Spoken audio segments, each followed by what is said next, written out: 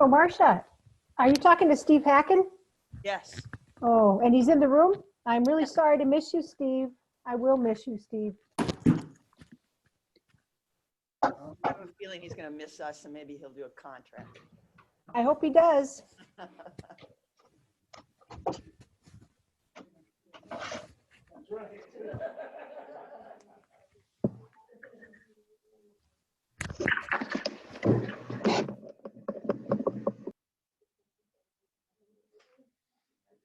Ken, did you oversee this 5-year extension with Hardert's? No, other than just reviewing it when it came through as a at the stage where they got it back, you know, but yeah, I wasn't involved in it.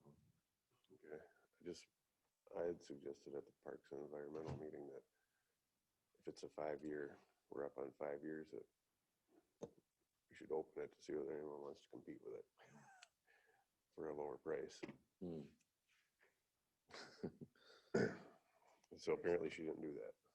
Yeah, there's some harder people here. Yeah, I mean, you know, that's a tough one when you've got the hurdle to the entry, you know, the barrier to entry is pretty high because they're all set up for it. So, I mean, yeah, you could open it up and see.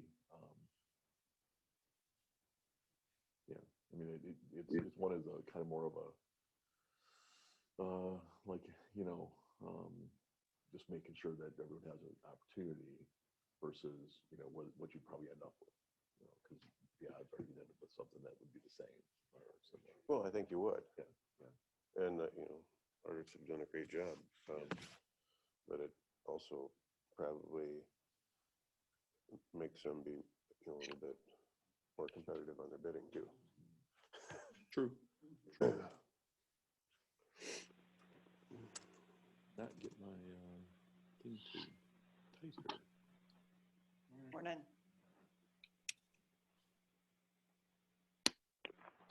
Have we got everybody?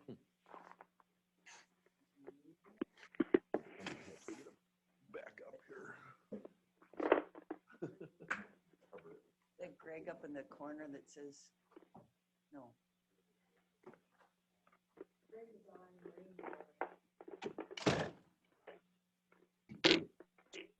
I did see Greg on there. Okay, see, I see Marie. Marie, are you with us? I'm right here. I'm right here. Okay, now I see Greg. Marie, are you connected? Morning. Good morning. I see your name in the green box. Was Greg just on phone now? No, he's up on top there. Oh, all right. Right. Right. There's me. He's waving at you now, so you can Yep, see I him. see now. Morning. Good morning. Morning, Marie. Some sunshine. Marcia, I don't think it's going to last. Unfortunately, yesterday it kind of peeked out for a moment too, just a brief moment. Let us know it's still there. Yeah. Well, it looks like spring. It's green and things are up in the garden, but boy, Yeah. Well, even though we didn't get very much rain, I guess the river's coming back up because they did get a lot of rain up north. Oh, we had snow at my house. Did you really? did Wow. you really? Oh my gosh. Yep. Like sticking? Like, did it stick? The deck was white. Yeah. Wow. That's only April 13th.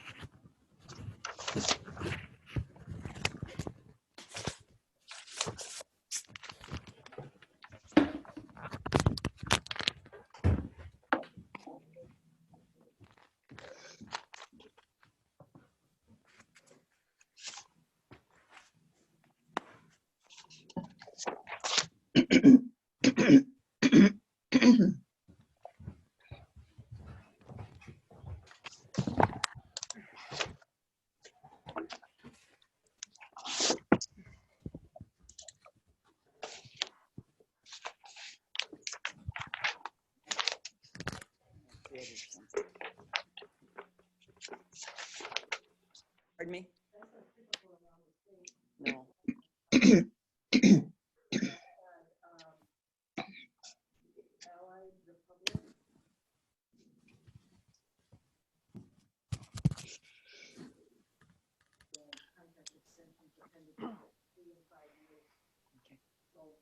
All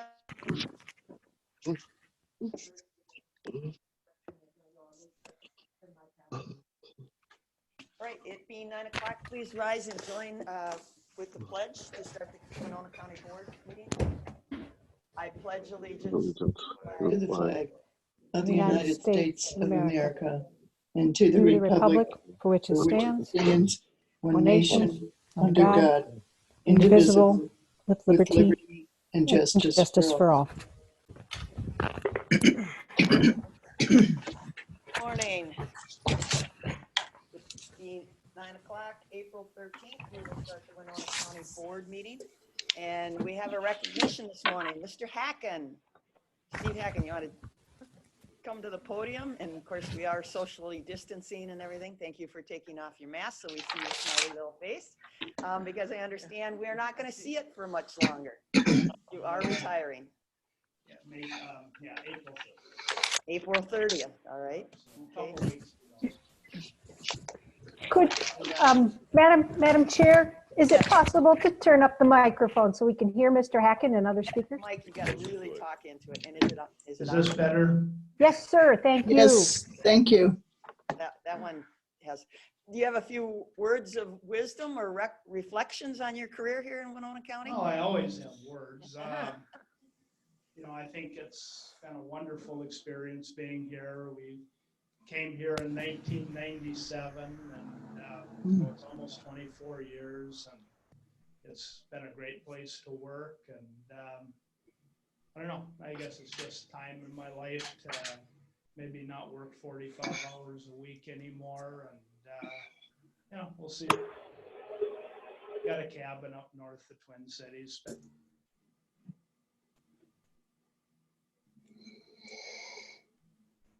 I don't know, you guys have been great to work for, and I think you've been respectful of my office and allowed us to do what we think we have to do to provide the best assessment that we can provide for the taxpayers of Winona County.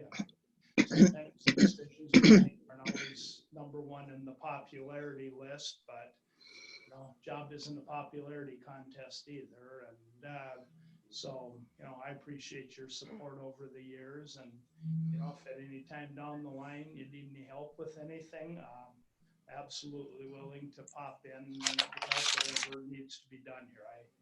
You know, we're going to stay here, so I'll be around. Well, thank you. I know I personally greatly appreciate when you stepped up and helped our neighboring counties because of the rule changes in the licensure and everything, and they weren't quite able, you know, to meet that, and you helped them out. That was greatly appreciated. And that's been a good experience for me as well. And, you know, sometimes after you've been somewhere a really long time, a little different challenge thrown at you is not the worst thing that's ever happened. And both those counties had plenty of that. So, no, I appreciate you guys allowing me to do that. You know, I think sometimes we got to make sure we deal with all of us and not just looking at the narrow side. So I enjoyed it. I think they appreciated having me around. So yeah, I think it's been good. And more importantly, you will be a tax-paying member of Winona County. I have been for a long time. And so you're maintaining residence. So Yes. we'll advise the department to put you on the schedule for often and repeated review. See, now I thought what they should do instead was get rid of the county assessor surplus that's been put on my house for the last 20-some years, so that nobody can say that I was getting by too cheap. But hey, you know. We'll monitor Yeah. that. We'll monitor that. No. Well, thank you guys very much. I really appreciate everything you've done for me and my family here. Okay, thank you. Thank you for all you've done for the community. Thank you, Steve.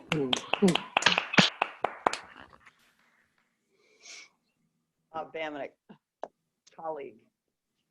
Colleague, thank you, Bob Amon, County Recorder. I worked with Steve during the years he's been here, and I admire Steve because sometimes we didn't see things in the same light. And we always sat down and talked about it, and that's the best you can do. And I appreciate the thoughts and different work perspectives that he shared with me, and I want to recognize him for that and say thank you. Thank you. All right. Madam Oh, Chair, well, yes. I'm sorry. While we're Attorney speaking Simon. from a department point of view, we are going to miss Steve Hacken in the county attorney's office very much. He's been an integral part of the work that we do to help him and the county in terms of tax cases. So I just wanted to, on behalf of our and myself, we're going to miss you, Steve, but have a great time out in the golf course and in your cabin and stuff. So We do here. oh, here, yeah, that's right. Okay. Kate Qualley, Planning Director. Steve has been a great colleague, and I can remember in our old building, he'd pop up. That was too close. I remember in our old building, he'd pop upstairs when he knew there'd be an especially long meeting ahead or something like that and say, okay, how's it going? You know, when I was new. So anyway, we'll be sorry to not see him on a regular basis, but I hope that he won't be a stranger. All right. Well, thanks again, Steve. Appreciate it. Okay. Thanks, Steve. We got work to do. Thank you. All right. We open our meetings with our public comment, and I do feel that we may have a number of public comments this morning. So we do ask you to either step to the podium or out in the world of virtual, recognize yourself with name and address. And please do try and hold it to a 2-minute comment.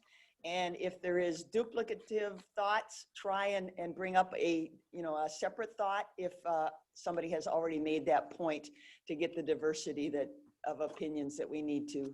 So we will start with public comment. Is there anyone wishing to address the Winona County Board by any public comment? Hi, the Cars would like to, please. Okay, please. Hi, George and Kim Carr here at 32979 County Road 1. Kim and I appreciate the opportunity to speak this morning. To start, we always understood that the need for green energy and supported it.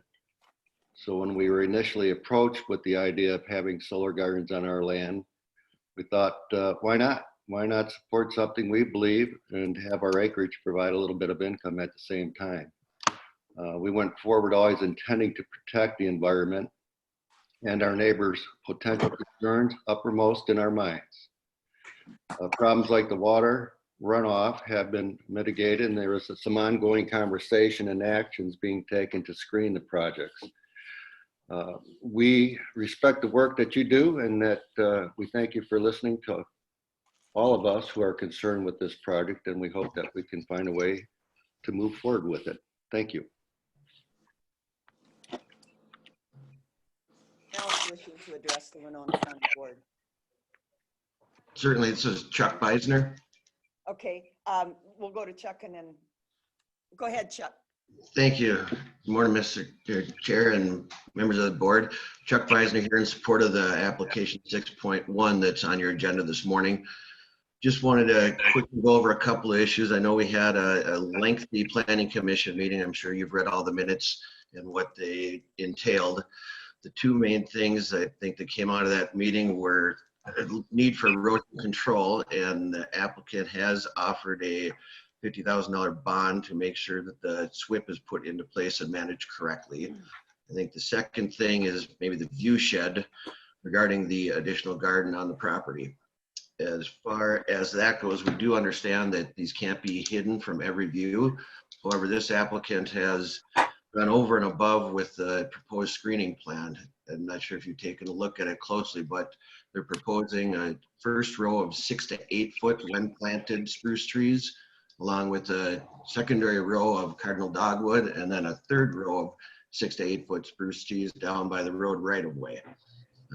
This was discussed heavily at the planning commission meeting. I think that meeting lasted about an hour and a half. After said meeting was done, the planning commission felt that we met all the ordinance requirements and did the best job as we could to screen it from the neighbors, knowing that they are of a concern with the cars and ourselves. And they approved the item, and we will hope you do the same. And I'm here for any questions you might have. Thank you. I have a member in the audience.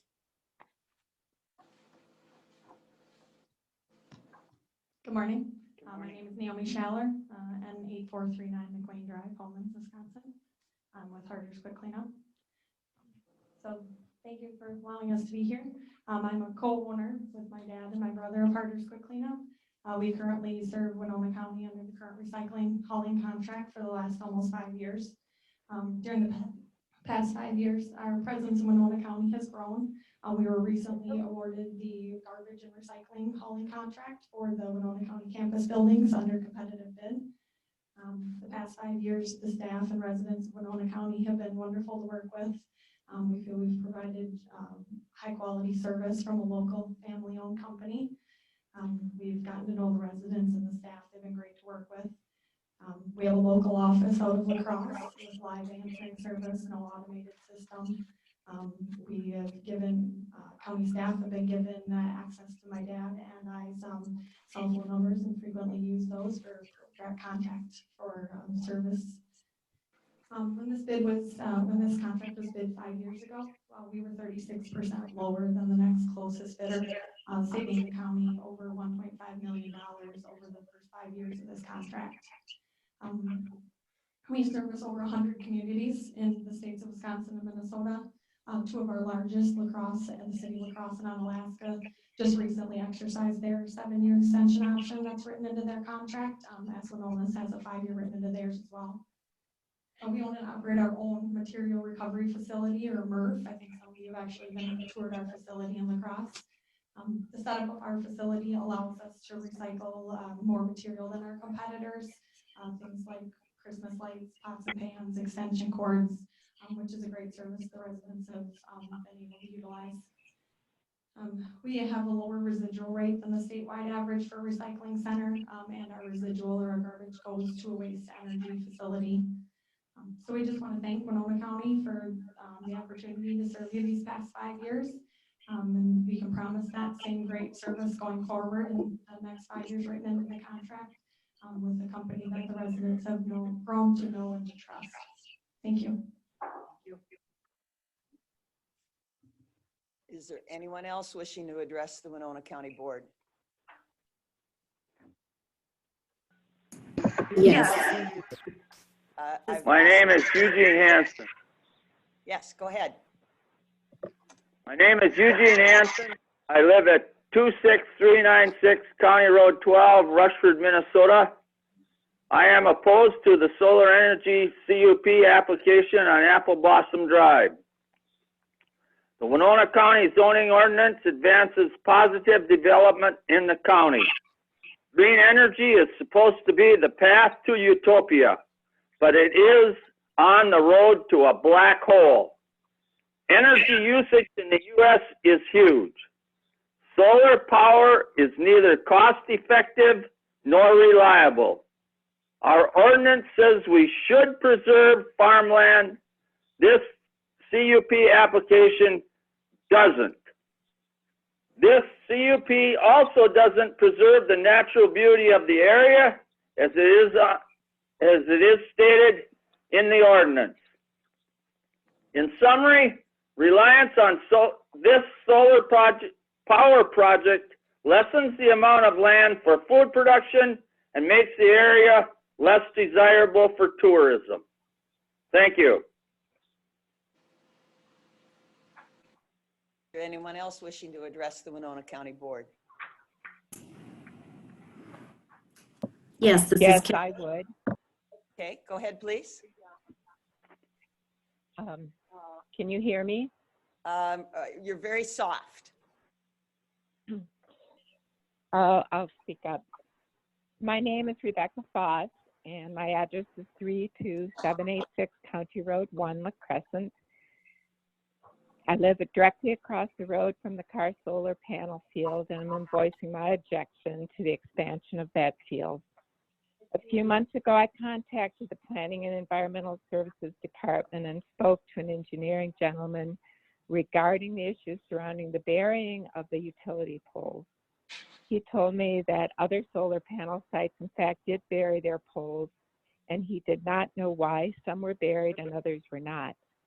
He told me we could request that the poles be buried as a condition for approval. The current field requires 8 to 10, excuse me, utility poles in close formation and is by far my biggest objection to the expanding of the solar field. As I would expect there would be that many more.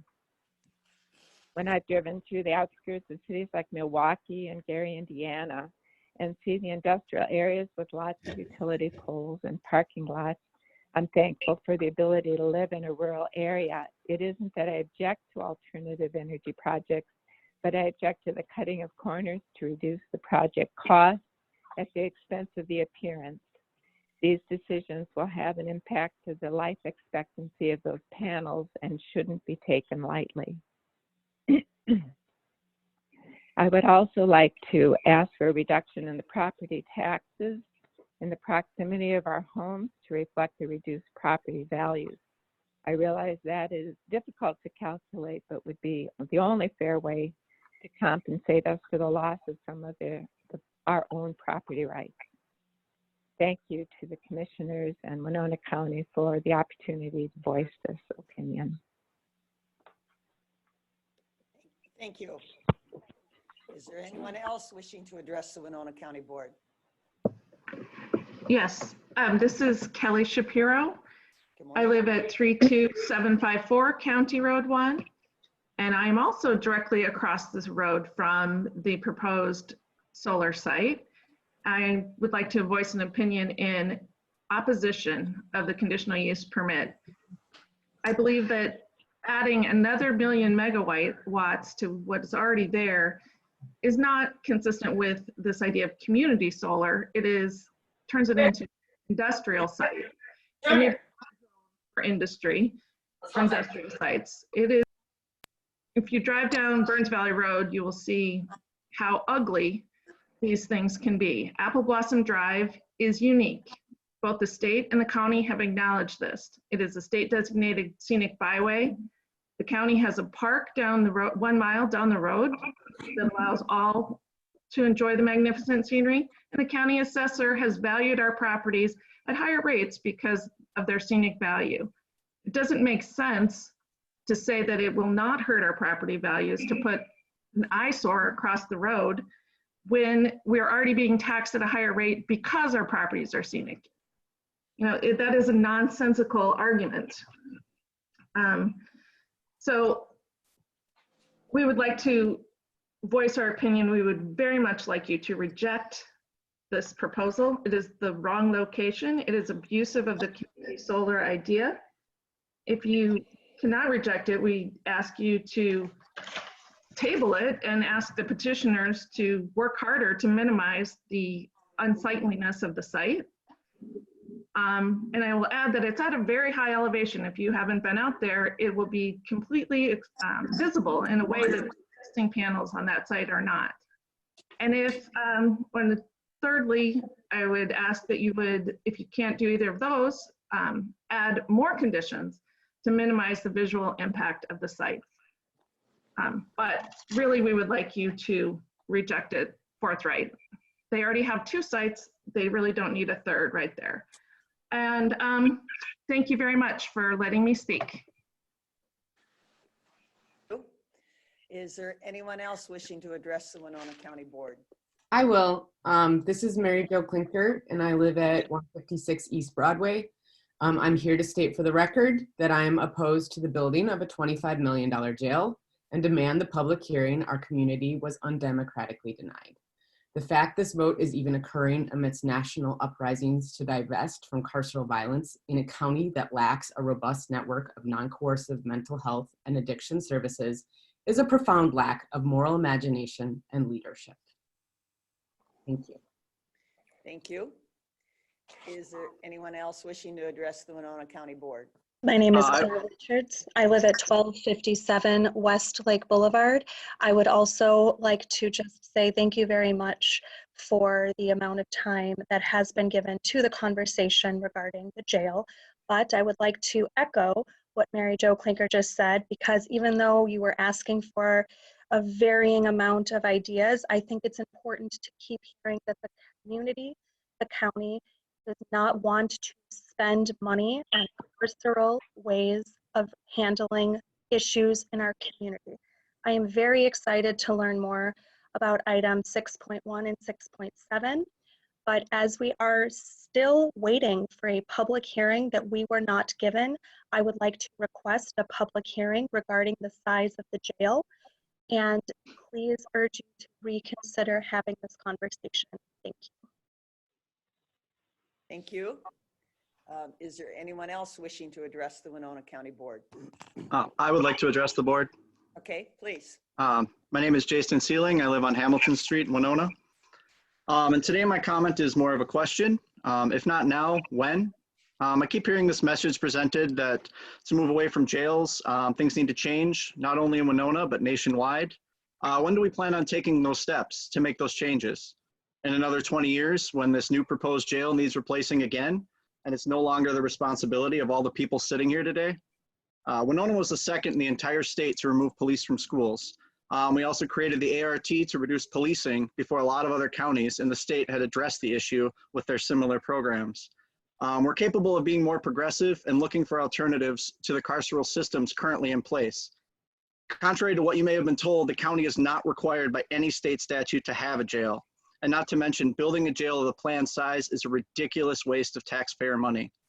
I am here asking you to vote no on the plans being presented and grant the public a hearing, which you previously denied. I believe that we can build a better Winona by divesting from carceral systems and investing in our community. If not now, when? Thank you. Is there anyone else wishing to address the Winona County Board? Is there anyone else wishing to address Winona County Board? Yes, this is Kimberly. Kimberly, go ahead. Yes. Hello, my name is Kimberly Teeling-Kramers. I'm with the Minnesota Department of Agriculture. Address is 625 Robert Street in St. Paul, Minnesota.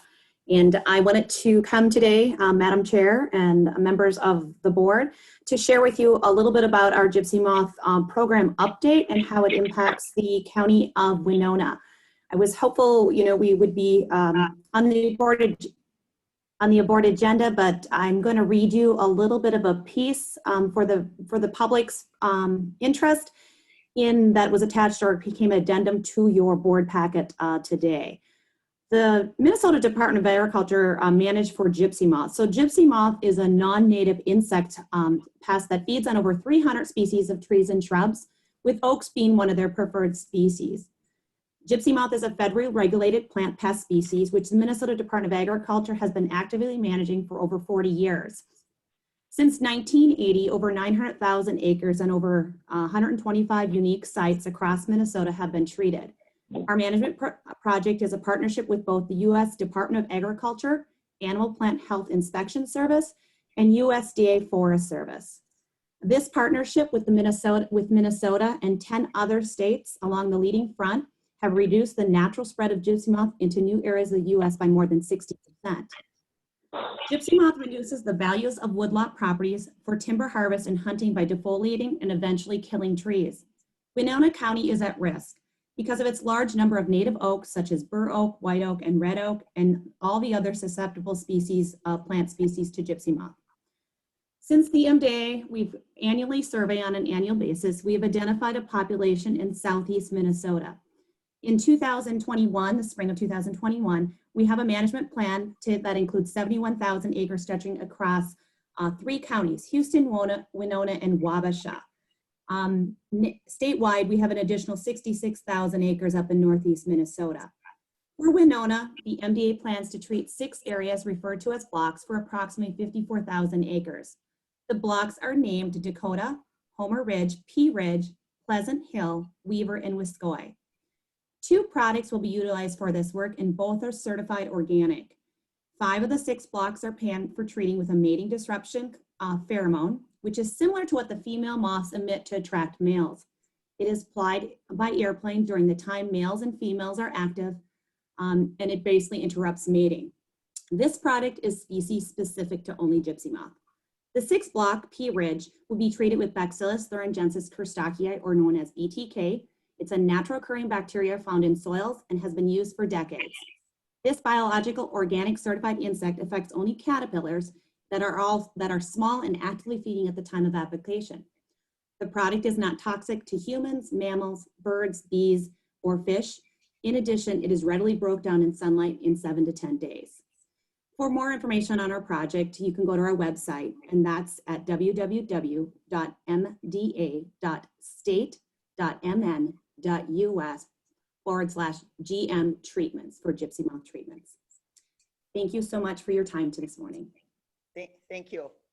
And can that website be put on our webpage if somebody wants to access it? And was that included in our pack? No, I didn't. no. Oh, But I we didn't can think I saw send the it. information out. Okay. Kay has it. So. Okay, and We if did receive an email on that. yeah, but it wasn't in our packet, so No, it people wasn't in the wouldn't. packet. Yeah, people wouldn't know how to access it. And Heidi said that based on this presentation, she can append it to the packet for the permanent record. Next month's meeting, then the aerial spray agreements, just like Jim Pomeroy signed, and the board passed a couple of years ago, will be part of your packet for official action at your next meeting. Thank you. Okay, all right, thank you. People get a little nervous when they see airplanes flying low over their properties and dropping stuff. Absolutely. Is there anyone else wishing to address the Winona County Board?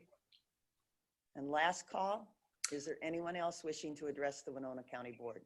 Yes, my name is Andy Bauer. I live at 647 Gilmore Avenue in Winona, Minnesota, and I would request that you guys do not vote on the jail today and have a public hearing like you guys denied the public from having. So I guess that's my statement here, and that's all I got for you. All right, thank you. Now, the last time, is there anyone else wishing to address the Winona County Board? Yes, I would. Oh, okay. My name is Becky Vrabel. I live at 359 Ewing Street. I want to thank you for participating in the recent Engage Winona event. But I'm here to demand that you vote against the $25 million jail project and that you give the people a public hearing. The recent Engage Winona event on justice programs overwhelmingly showed that Winona County citizens want a voice in how our tax dollars are allocated and how we support and not punish our community members. If we're going to reduce harm in our community, we need to invest in mental health and addiction services and restorative justice programming outside of the Department of Corrections. Thank you. Thank you. All right, having seen we've exceeded our time span, I'll do one more call. This is the last call for anybody to address the Winona County Board. I'll address. Okay. This Please, is go Katie ahead. Mueller. This is Katie Mueller Freitag at 26743 County Road 15 in Winona. I'd like to voice my opposition to the plans to go forward with the jail project and reiterate that the community would like a public hearing and urging council members to vote no today. All right. Thank you. Thank you. All right, we will close the public comment session. I appreciate everybody taking the time to weigh in, and it's a valuable resource that we use. Thank you. Moving on into our agenda, item number 3, approval of the county board meeting minutes from March 23rd, 2021. I move approval. Second. We have a motion to approve the meeting minutes of March 23rd made by Commissioner Jacob, seconded by Commissioner Olson. Any discussion? All those in favor say aye. Aye. Aye. Opposed, nay.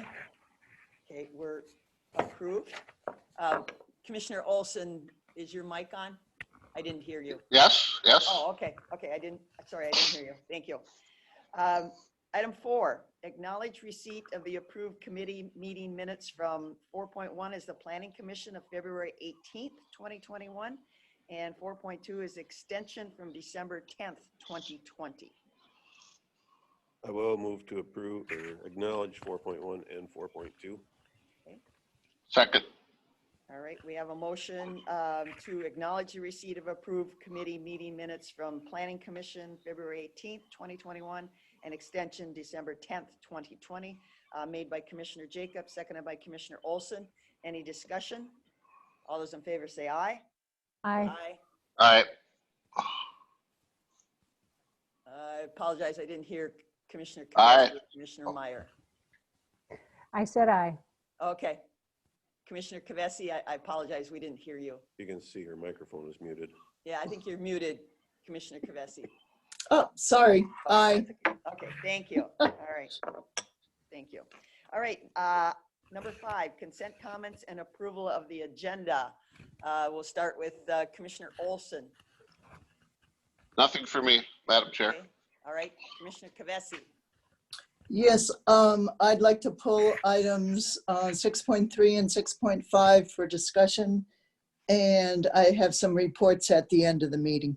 Thank you. Okay, 6.3. We'll Yes. make what 7 point. We'll start off with like 7.0. 6.5 you indicated. Yes. Okay, we'll make that 6.01. And you said some announcements. Yes. All right, thank you. Commissioner Meyer. I have a couple of announcements at the end. Okay. Commissioner Jacob. Yeah, nothing for me. Okay.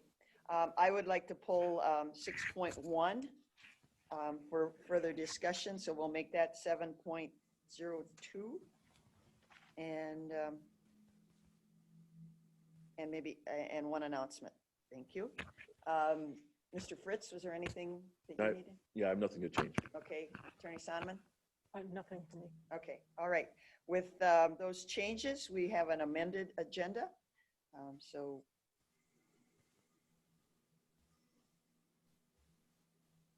a motion would be in order. Madam Chair, I'll second that then.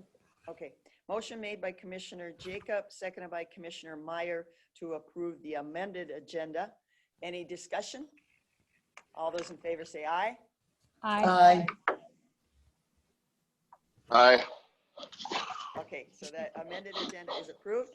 So Mr. Fritz, would you read the consent business?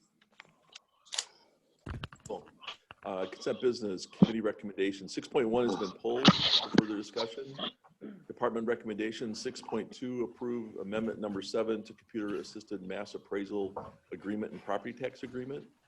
6.3 has been pulled for further discussion. 6.4, approve resolution to increase Sheriff's Department change fund. 6.5 has been pulled for further discussion. 6.6, approve contract with American Exchange to assist with COVID-19 vaccine administration billing. 6.7, is that full? No. Oh, okay. 6.7, approve renewal of agreement with Family and Children's Center for intensive tracking services. 6.8, approve changes and adding CASAD 10 resurfacing to the 2021 road and bridge CIP. 6.9, approve amended 5-year extension of contract with Harder's Quick Clean Up Inc. for recycling collection services. 6.10, approve 2021 toward zero death speed and aggressive driving enforcement agreement. And 6.11, confirm payment of disbursements. And that concludes the amended agenda.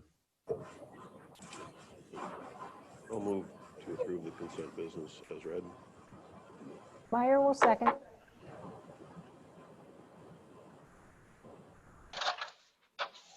Consent business as read. Any discussion? This one we'll do a roll with the magnitude of things. We'll do a roll call vote, please. Commissioner Olson? Olson votes aye. Bessie? Commissioner Kavesi votes aye. Meyer? Meyer votes aye. Commissioner Jacob? Jacob, aye. And Ward votes aye. All right, thank you. Those are approved. Now we will go into general business and we'll address 6.3 was pulled, approved subaward agreement with Hiawatha Valley Mental Health Center for professional services to re-enter Assistant Program Plus. And Commissioner Kavesi, you did pull that? Is there a conflict? Yeah. Or? Yes, I do have a conflict since I sit on the Hiawatha Valley Mental Health Center board, but I'd also like to point out that item 6.3 shows the partnership and the collaboration between the county in contracting with Hiawatha Valley Mental Health Center for this program. This includes cross-training. It includes a community connector, excuse me, and will enhance the community's mental health resources greatly. So I appreciate that this is on the agenda, but I cannot vote I cannot participate in the vote.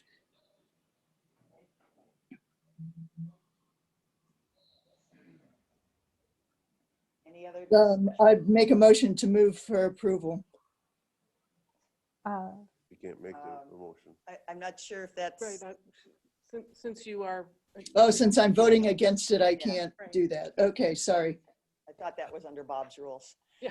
Yeah, that's Bob. Yeah, sorry. Motion. Madam, go ahead. Motion. Commissioner Olson. Motion to approve. Motion to approve. Meyer will second.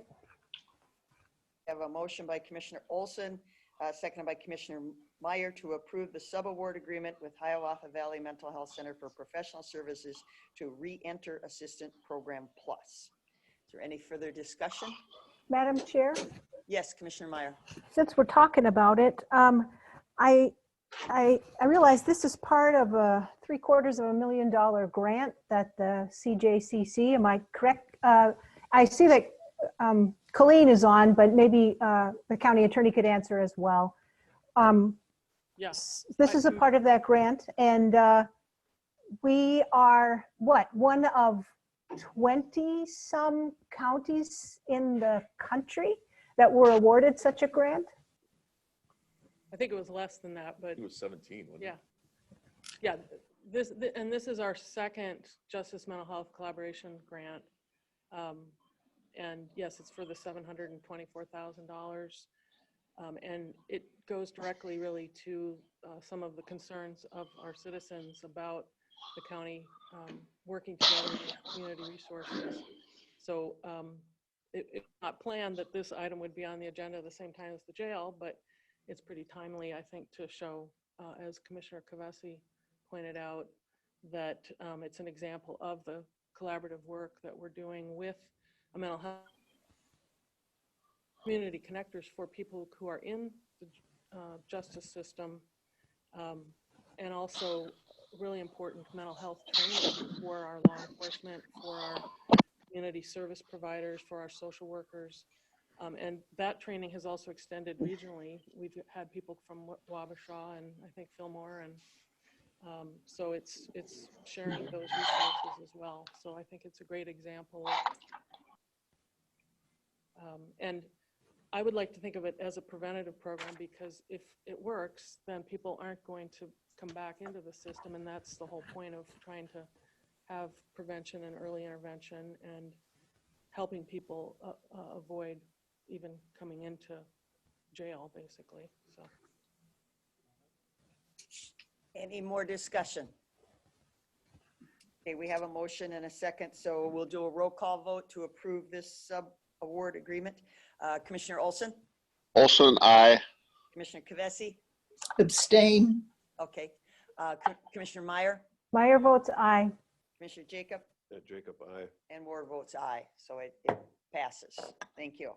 thank you. All right. Item 7.01 is the old 6.5, approved purchase of service agreement with Hiawatha Valley Mental Health Center for Crisis Services. And again, Commissioner Kavesi. Yes, thank you, Madam Chair. Again, I have to abstain from the voting.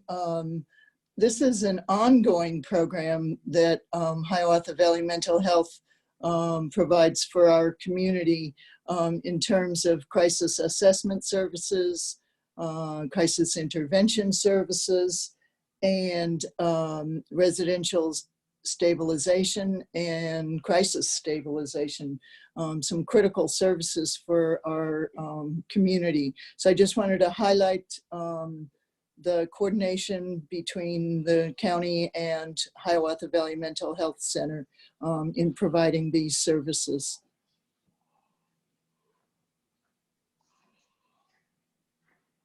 Madam Chair? Madam Chair? Yes, Commissioner Meyer. Thank you. Meyer will vote to approve 7.01. I'll second. Okay, we have a motion by Commissioner, that was a motion, correct? Yes.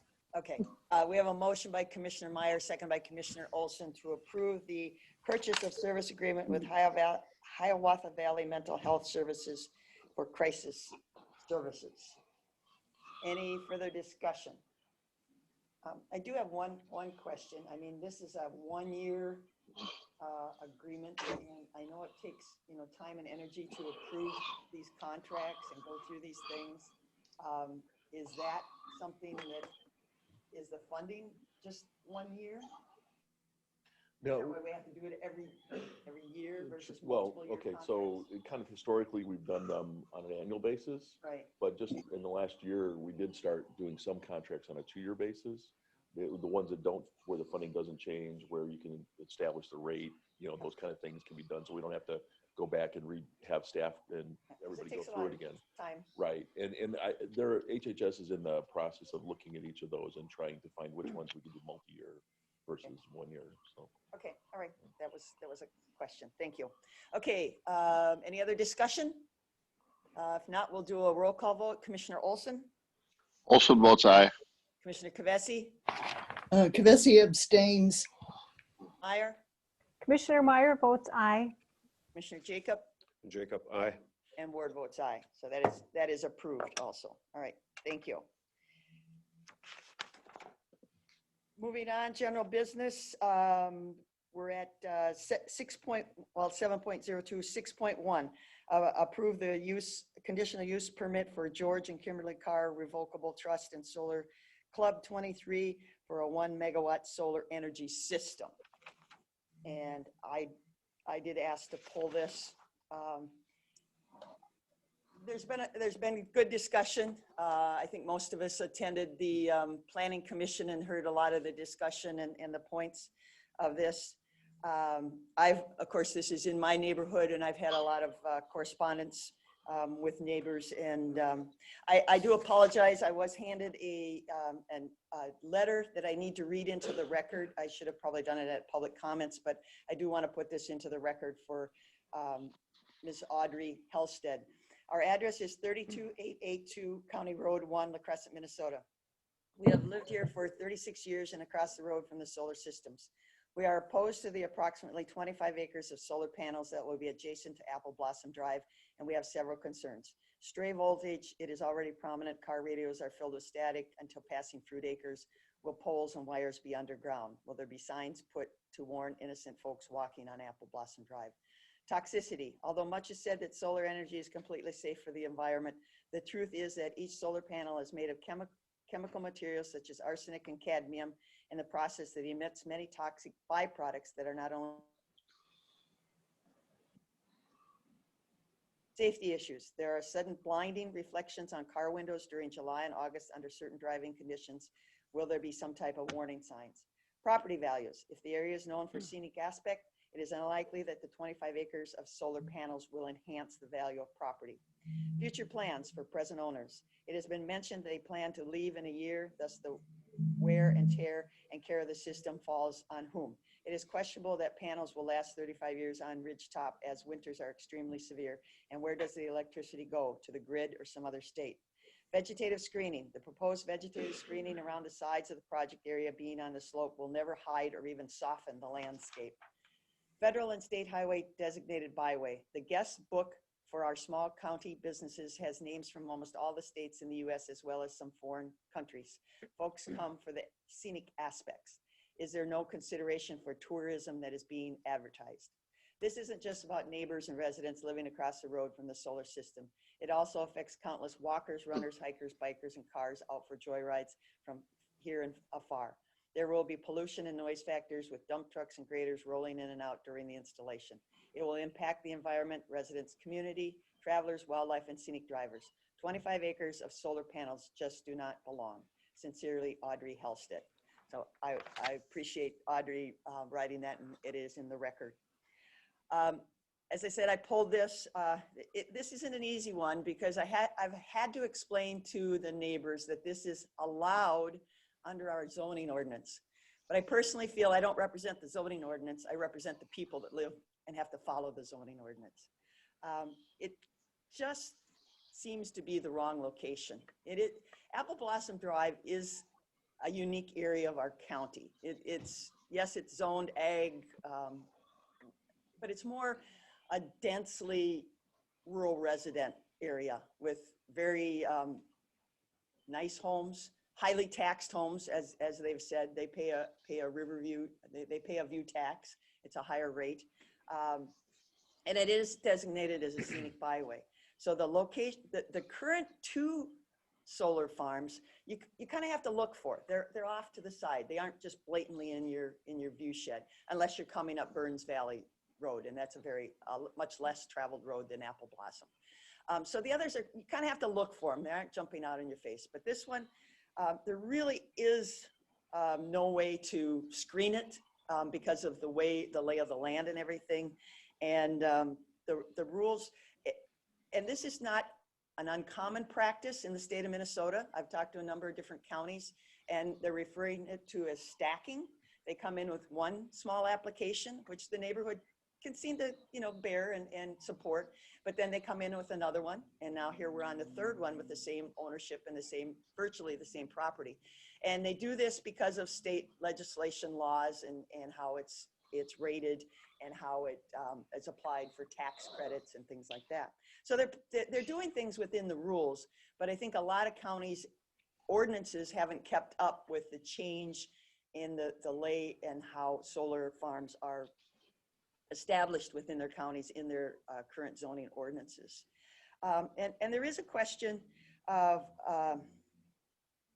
sufficient screening, the proposed vegetative screening. They're just, to my knowledge, these planting of these pine trees and these other trees, just, this is a 25-year project, and most of those trees take at least 10 to 12 years to establish any type of growth.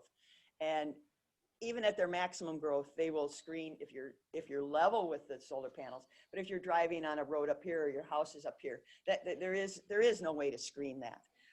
And people are concerned about the glare and the change in their view shed.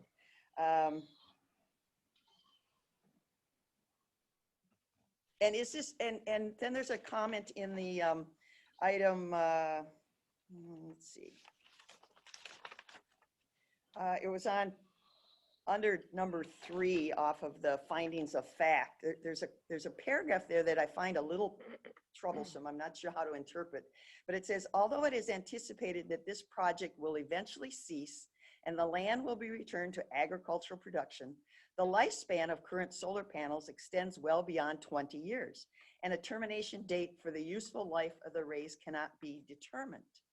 But I think we have put limits on previous solar that in 25 years, if I'm not, correct me if I'm wrong, that in 25 years, they're done. But are we changing a philosophy here? And should this be an IUP versus a CUP? That's a question, one of the questions I have.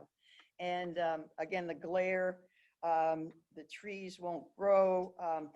We have had issues with the pollinator friendly underneath, and the question has been raised, they did have erosion problems. Have we really gone through enough cycles of winter, spring, summer rainfalls and frost heave to determine that their corrective actions have truly been corrective?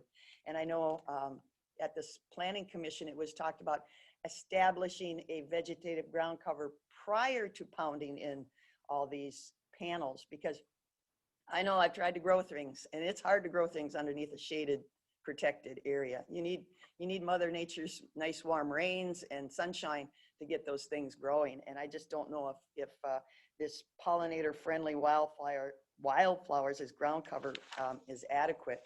And as a couple of the members of the public, we're taking a rural residential neighborhood, and even if you want to stretch it, there's no large farms there. It's small fields, small acreages, and we're really changing it into a commercial industrial application with the number of acres that they represent and the number of panels that come into play.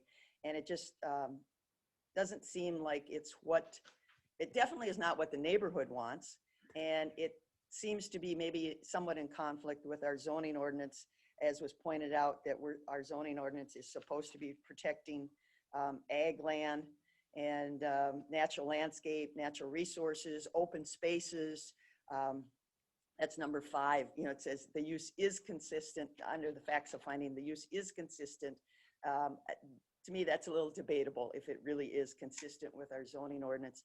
And at some time should, with the future land use maps, should apple blossom be designated as something else that would not allow these types of things? I did indicate to one neighbor, well, right now you could, you know, for better or worse, you could put a large animal operation on that parcel. You know, would that be to the liking of the neighbors? And probably not. So maybe we need to look at Apple Blossom Drive in a different light than our general lay of the land in the ag, the true definitive ag areas. So a lot of people have asked us to deny it.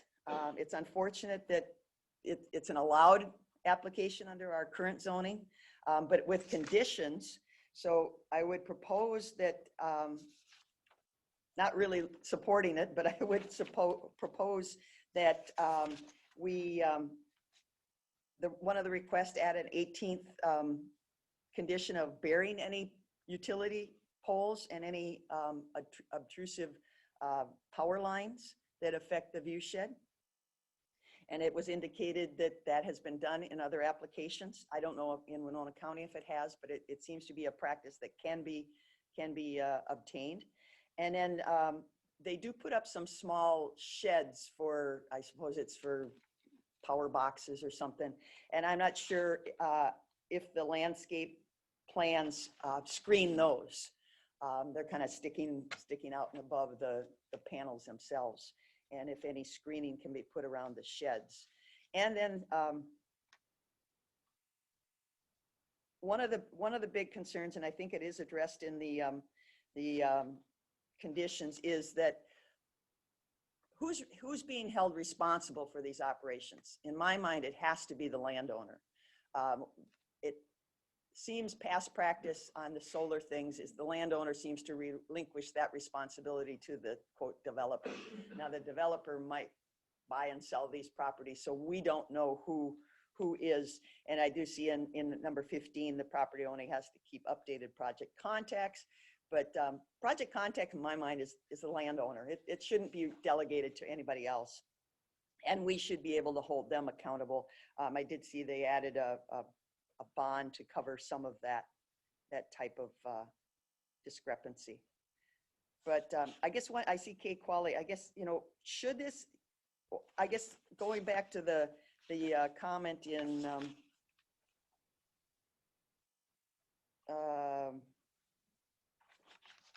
the time span on it, the under number 3. So is that a change in philosophy, or we just didn't add an ending date to this particular application? Or am I wrong in how that was interpreted in the past? Ms. Qualley. Madam Chair and County Commissioners, so the solar projects have all been considered as conditional use permits, not IUPs. Although some counties do treat them as IUPs because in consultation with the county attorney's office, there has not been an end date determined. Excuse me, it's allergy season. This has been handled as a CUP by our Planning Commission and County Board. One of the difficulties is that with estimates for the lifespan of panels, it may be in the future, these panels could be repaired, they could be individually updated, or in fact, their ability to produce might just be reduced by a percentage, like say, after 30 years, they're at 80% capacity, which may be adequate for the investment in the project. Since those are unknowns, there's not a firm date for ending, to then either apply for renewal or to say the IUP ends. And so that is why they have been all processed as CUPs. But that is something we could consider in the future. Because an IUP can be renewed. An IUP can certainly be renewed, even one of long duration. And some counties, I believe Stearns might be one of them, they do handle solar facilities in that manner. But because of lack of being able to determine an ending date, that is the direction that things have gone heretofore. Okay, but with the opportunity of making it an IUP, at least you do have some review. A CUP, they tend to, just because of workload and things like that, don't get reviewed on a 25-year rotating basis, correct? If there are complaints from the public that there are dead plants, things are eroding, that kind of thing, staff goes out. Lou Overhog from our office has gone out to verify that the erosion had ceased on the other two projects and that the replanting had gone forward. And of course, we'll be inspecting again this spring because it was complaint generated through the township. The landscaping plans are finalized prior to any development certificate being issued. So it's very easy to add screening to things like outbuildings and so on, as long as they don't get too close to our road setbacks and property line setbacks. Right. Okay. Was that all the questions? I didn't want to miss anything. Yeah, Thank you. for now, thank you. Is there any other discussion on this application?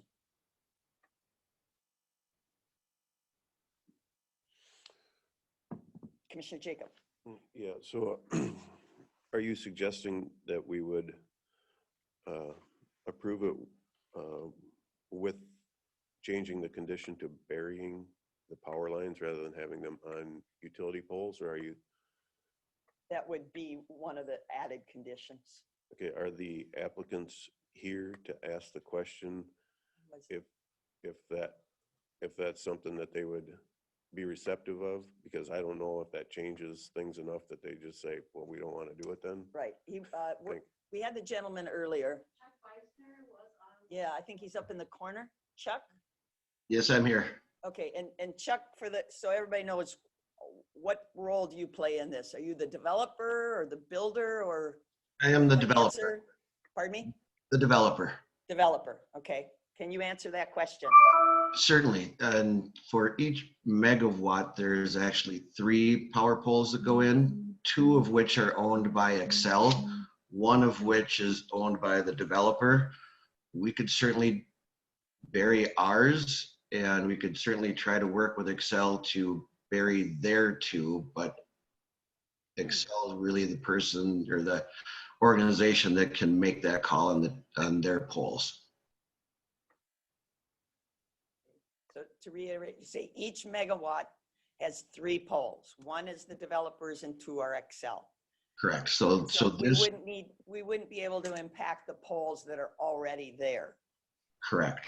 Okay, it would just be this new application. Well, that was one item that had been requested by the neighbors, is to eliminate the poles. And if I may, I probably should have mentioned it earlier, but working with the cars and our landscape designers, because the cars are putting in some fast growing taller trees, and we are going to be working with our landscape designers on possibly doing 8 to 10 to 12 trees around all of the poles that are currently existing to help shield those, knowing that we have to work with the county and stay out of the road right of way and so forth. Okay, thank you. So I guess the question, maybe again for Ms. Qualley, clarification, the screening around the sheds, would that be included in a landscaping? Does that need to be included specifically in the landscaping plan, or is it assumed? Madam Chair, we reviewed the lands, excuse me, once again, allergy season. I've got one copy of their landscape plan in my inbox from their landscape architectural firm that's also doing the seeding to review. Again, it's preliminary, but prior to the development certificate being issued, if this were to be approved by the county board. Adding in a building, trees that would not grow into the power lines, but that might have some visual improvement or impact. Adding or subtracting 1 pole from a total of 8 or 9, there's still going to be others, on the site. So if they're mentioning that they're going to be going back and doing some adjustments to the previous landscapes, we certainly can provide some assistance and review those plans for them too, to make sure that plants do what they're supposed to do and don't impinge on any barriers or any setbacks. Well, and then, this whole idea, we're planting all these trees, and in 20, 25 years, if you're going to take it out and return it to agriculture, planting all these trees and getting all those roots out becomes a monumental task too. So are we doing the right thing? That's yet to be determined. Okay, so if somebody Any other discussion? Somebody sees fit to possibly add a condition?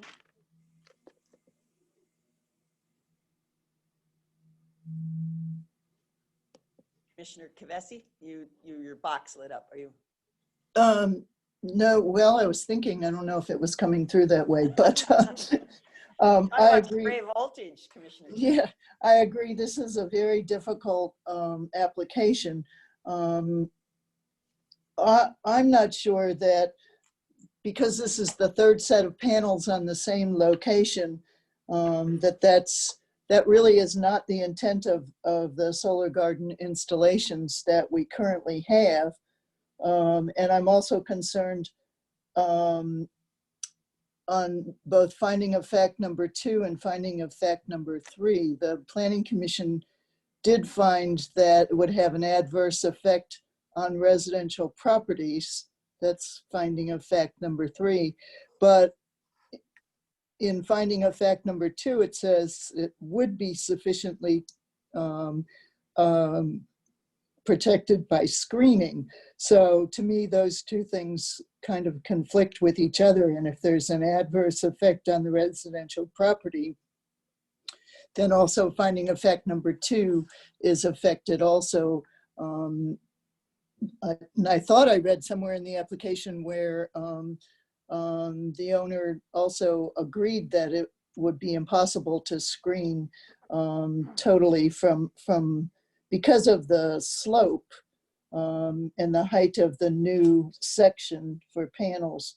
And the slope also contributes to the increased possibility of erosion, excuse me. So I mean, there's a lot of nuances to this application. It doesn't fit neatly into our current the current criteria.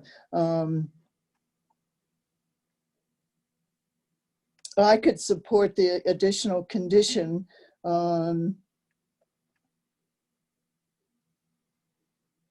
of burying the utility poles and the power lines. I noticed Mr. Beisner was quite specific with his language just now. He said we could put 6 to 8 foot trees around the poles. I would like to see that as we will put 6 to 8 foot trees around the poles, and also include that in as part of the landscape plan that's about to be reviewed through the planning department. So yes, I have difficulties with this application.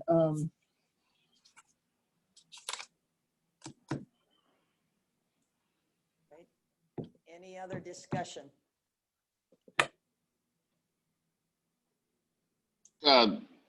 Commissioner Olson. Commissioner, did you do that as a motion, Commissioner Ward? No. As far as, No. okay. I would support it. Poles that they're responsible for, and additional landscaping around the other poles that they don't have responsibility over. Madam Chair, the concern is that you, as chair, can't make a motion? No, I don't support the project. Oh, at all? So yes, you're not willing to make the motion to add the conditions? Okay. So again, you're making a motion to add 2 conditions? Did I hear you right? No, I asked if you, that's what you were not willing to do. No. I'll make that a motion that the utility poles, as he stated, he can bury it. So that was one of the concerns that we can address, that they would bury that, and that they would, if Excel Energy cannot bury their poles, that the additional landscaping around those poles be part of the project. You have a motion, so that's adding basically 2 conditions to the findings of fact conditions? Yes. Okay, all right. Is there, made by Commissioner Olson, is there a second? I'll second the motion. Okay, we have a second by Commissioner Jacob. Any further discussion?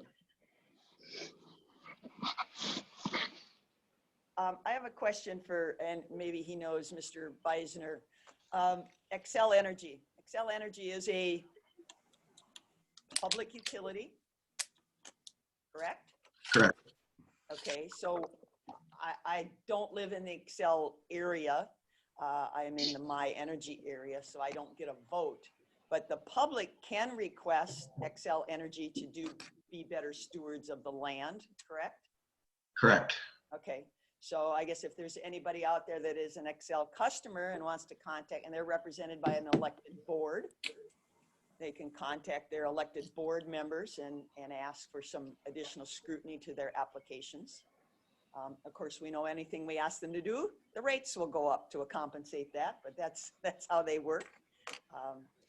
And Attorney Sonneman, you were a public defender, Yeah. weren't you, for the, Well, or worked No, for the I utility? worked for the Public Utilities. Yeah, you Commission. worked for the public utility. I would just add, Commissioner Ward, that they can also contact the Minnesota Public Utilities Commission because the Minnesota Public Utilities Commission regulates Xcel Energy. So There are avenues to there are get avenues to to other Xcel. customer service issues, right? Yeah.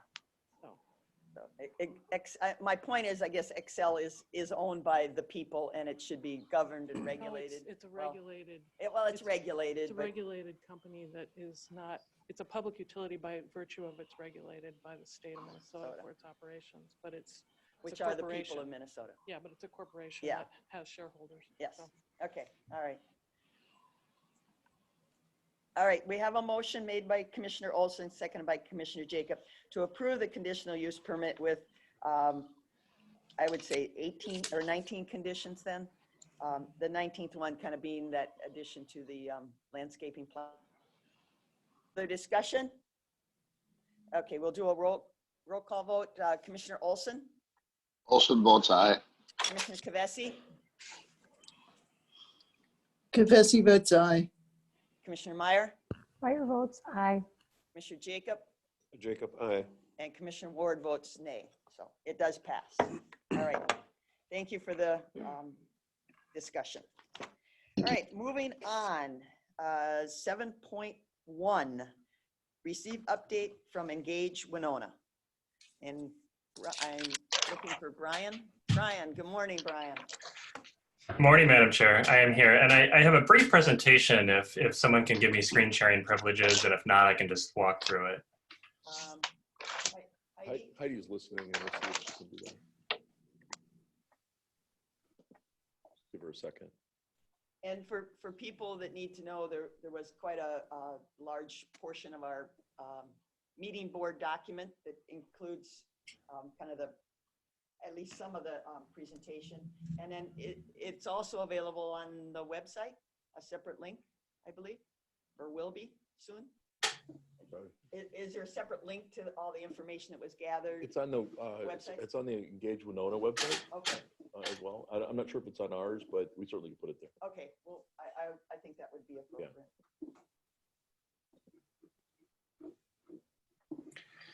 Yep, and let me know if you can see this. I'm sharing my screen now. Yes. Great. Okay. So yeah, no, I appreciate, Madam Chair, Commissioners, I appreciate the opportunity for a brief update on the process so far. I'll just, I know you have a busy agenda and a long meeting. I'll just take a few minutes and then be happy to answer questions. I think both here in this space too, and at any time afterward. So just as a brief update to this process, in March, we held the listening session on March 24th. Many of you were a part of that. We also offered a survey that was distributed across the county and in the city that closed in early April, both for folks who weren't able to attend and for folks who wanted to share additionally. And so just as kind of the overarching intention for this project, Engage Winona's presence in this project, was really to, the invitation I know when the county approached us was to pause, really to hear some voices, and to hear some voices specifically on programming. And that's really been the intention I've been charged with, to talk about programming, both youth programming and adult programming. That said, of course, a lot of conversation on facilities have come up too, and we'll talk about that briefly. But really to hear community voices, identify really what the themes are, what folks are saying, where the interests are, and then also identify potential for future action. And so are there areas where the county and the community can work on things together, county, community, nonprofits, some sort of blend of that. And as I mentioned, so we had about 100 folks or so. We had some folks coming and going, but somewhere around 100 come in the listening session, 131 unique responses to the survey. And the results of the survey and the listening session, as well as the full appendix of responses, are in your board packet. They're available on the Engage Winona website. On our homepage, there's a Justice Programs Engagement tab. And I just want to point to the fact that this is really a living document. And so sometimes in this process, we will do the entire engagement and do a report at the very end and talk about next steps. This is different, that we release this at the very beginning. And the intention was to reflect back what we're hearing in the moment, to have ongoing conversations about that, to find out what we missed, to find out what can be changed, and to really use this document not as some sort of comprehensive thing to point to say, yes, this is where we are, no, this isn't where we are not, but really here's where we're at the moment, and here are some things we can work on together. And our next steps are some events in April and May, and I'll talk about that briefly. But this is kind of the executive level overview of what's in that, what's in the survey and the responses in your board packet. And so, you know, we did some kind of general demographics for who was in the room at the listening session, but we didn't record that. In the survey, this is generally what we heard from. We were pleased that there was a representation of folks from across the county, and there's more details about where they were coming from in the report. But roughly kind of 2/3, 1/3 city, 2/3 city, 1/3 Winona County, broad range of ages, racial and ethnic demographics that generally reflect our counties. And also too, I think two things we were appreciated to see is that a large percentage of people were folks who had children at home, and a large percentage of people were folks who had direct experience both with justice programs and the justice system. So folks with lived experience really participated heavily in this process so far. And just a note on youth engagement, we did have some good youth engagement on the survey, but it was also noted in the room, which we were appreciative for in the listening session, that we didn't have youth engaging there. Well, and a large part of the conversation was really around youth, both around this idea of a juvenile facility and then around youth programming and community-based programming. I just want to make sure that that's sort of elevated and amplified and discussed. I think we're always, our work, we always do what we can to make sure that folks are at the table having discussions around things that really impact them. And this is something really to flag. At this point, the conversation is very broad. We talked about adult populations and youth populations, but should this work continue to focus in on youth, I think we'll have some ideas for how to more strongly engage youth going forward, and some ideas for the county to do that work too. So as just a brief overview, there's sort of 4 different sections in that packet, and 4 different sort of themes we asked about. We asked about the justice programs and the system. I think, as I pointed out, a number of folks have experience with programs and the system. I think as individuals, as parents and guardians and family members, in a lot of different contexts. This was a little left field of kind of where the engagement went, but we did ask sort of what familiarity folks had with programs, and it's a nice data piece that there's broad familiarity with treatment court and restorative justice, and those 2 programs in particular were talked about a lot, and not a lot of general community awareness of the other programs, everything from RAP to truancy intervention to those things, and that really just sort of signposts an opportunity for what we're going to do in April, which we'll talk about too. The second piece was good questions, and we're going to be meeting as a planning team, talking this week about how to pursue that. We wanted to just hear from the community, what questions did you have of this process? What do you want to know about the justice system and the justice programs you don't know about? What do you want to hear about? And we had a really rich response to this, and there's a longer list of these questions in the report, and then also that's going to frame our work on April 29th is reflecting responses to that. And they generally fell into these 4 categories on policies, and especially around sort of the county board's commitment to some of this. Under programs, and there was a very sincere and broad desire for continued partnerships and growth in partnerships with the county, working with community-based programs, whether they were nonprofits or other groups.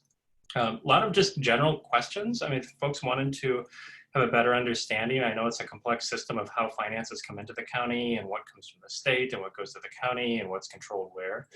And an education piece probably helpful there. And then there was, even though our engagement process was not focused specifically on facilities, there was a lot of discussion around facilities, some on the jail, more so on kind of the continuing conversation on a juvenile facility.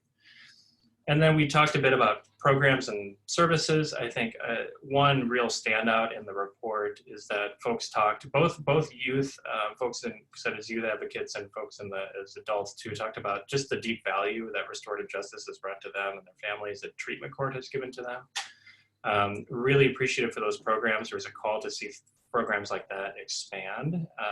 I think there was some, I know RAP is just sort of getting started and there was some early awareness around that and some excitement around what that could do. A real deep emphasis on prevention, which is a larger community discussion on how is their work and programs and services happening before folks encounter the system. And this desire for just imaginative, creative, community-based solutions. And I think those kind of comments really point to where this work can go forward, is how can we bring together some stakeholder groups with the county and the community to identify and explore some of these. And then finally, this was the big conversation a lot. So you'll see this really infused throughout the report in all the sections. I mean, for conversations that were directly about youth, conversations that won't, it was really infused there around what does this future for youth look like? Some of that conversation was around a facility in particular. That wasn't a prompt we asked, but that was in the room and in the space, and that's what we were here to listen to. There was a real, I would really encourage folks to spend some time in these sections, and not just the report, which is just really ultimately one sort of organization's reflection on what emerged from these conversations, but in that appendix of responses. We don't always release this large appendix of responses simply because it's a lot of data and it can be overwhelming to folks and sort of get in the way of folks wanting to kind of move toward on action steps. But this felt really important. I mean, it felt important for transparency. It felt important because there were so many rich and personal lived experiences, responses to share. And because we really hope that folks will spend some time with that document and sort of reflect on what folks had to say and find some avenues and pathways in that. There was a huge range of opinions, and we did note there was a very strong kind of groundswell support for change and moving toward community-based programs. There's a lot of folks, the middle isn't quite the right definition, but there's a lot of folks who general input was, I understand and I see that there's a need for this. I don't want there to be a need. I want to work toward that, but I also understand that there's a current need for it. And several of those folks are folks with lived experience there. They were parents and guardians with kids who had experience with the system, and others were very much on the opposite side and said not wanting to see anything like it in only community-based systems. And then a lot of discussion around what like home-based alternatives could look like, what preventative care would look like, what supporting sort of the county's role in supporting this larger community ecosystem with schools and mentorship and mental health and nonprofits. And I think the one thread that really tied things together in this area, and again, I just really would urge folks to spend some time with the report. It's rich, it's nuanced, it's complex, it's varied. There's no way of really kind of producing a headline that says what folks wanted to say or didn't. That there is a call to rebuild or recreate a system for youth, acknowledging that regardless of sort of what place somebody entered into this conversation, it wasn't working, and it didn't feel like it had been very supportive, and it had caused a lot of harm. And wanting to have some discussion and have some planning around what that future could look like. So again, these are all just very early reflections. These are just a couple of weeks old. These came out of the listening session. This is not intended to be kind of this final concrete top level, here are the 3 outcomes, here are the 3 recommendations. Much more so a photograph of the moment, of sort of where engagement is at, with the intention of using this as guiding next steps. And so for those, we have an event on April 19th. Promotion has started for that. We've envisioned two intentions for this. One is that those good questions that folks posed are going to get answered. We're going to work with the county on producing some written responses beforehand, and then just have an open facilitated question and answer session in the room on the 29th. And then from that, we're hoping we'll see what folks are interested in having conversations about, where folks are interested in going. But we're also hoping to identify within this report some ways that the county and community can start coming together and looking at future action steps. And we'll work on that in the room. We'll put some groups together and start having those conversations.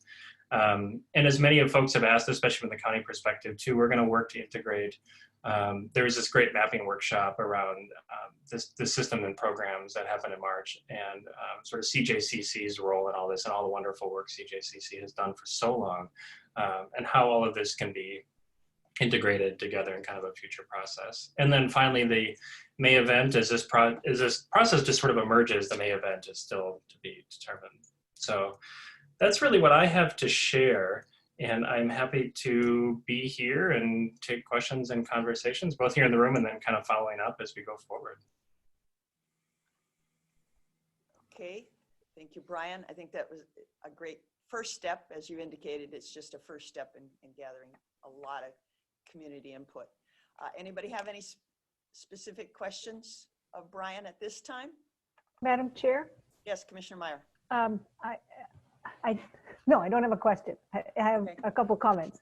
I want to thank Brian and all the volunteers that he got to come to the event and work as facilitators. I got a lot out of it. And I am really grateful for the folks who were willing to take part and share their thoughts.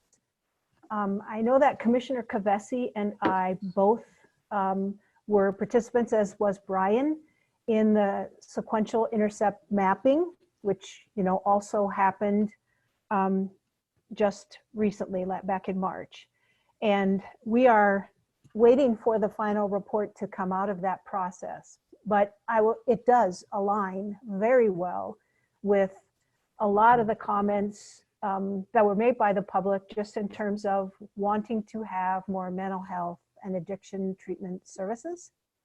So I'm really grateful for all of the folks as well, from our service providers, especially, and folks who also have been consumers of those programs, who participated in that sequential intercept mapping to try and identify gaps in the community.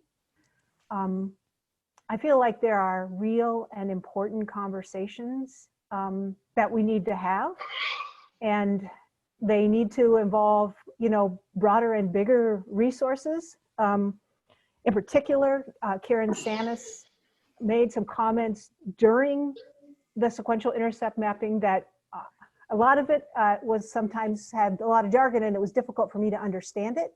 But there were points at which folks said things that were incredibly powerful, that helped me to sort of understand that there are some really important issues, and I think we really can work on them in terms of providing additional services to the community. So I already have gotten a lot out of this process. So thank you, Brian, and thank all the folks who helped out at Engage Winona.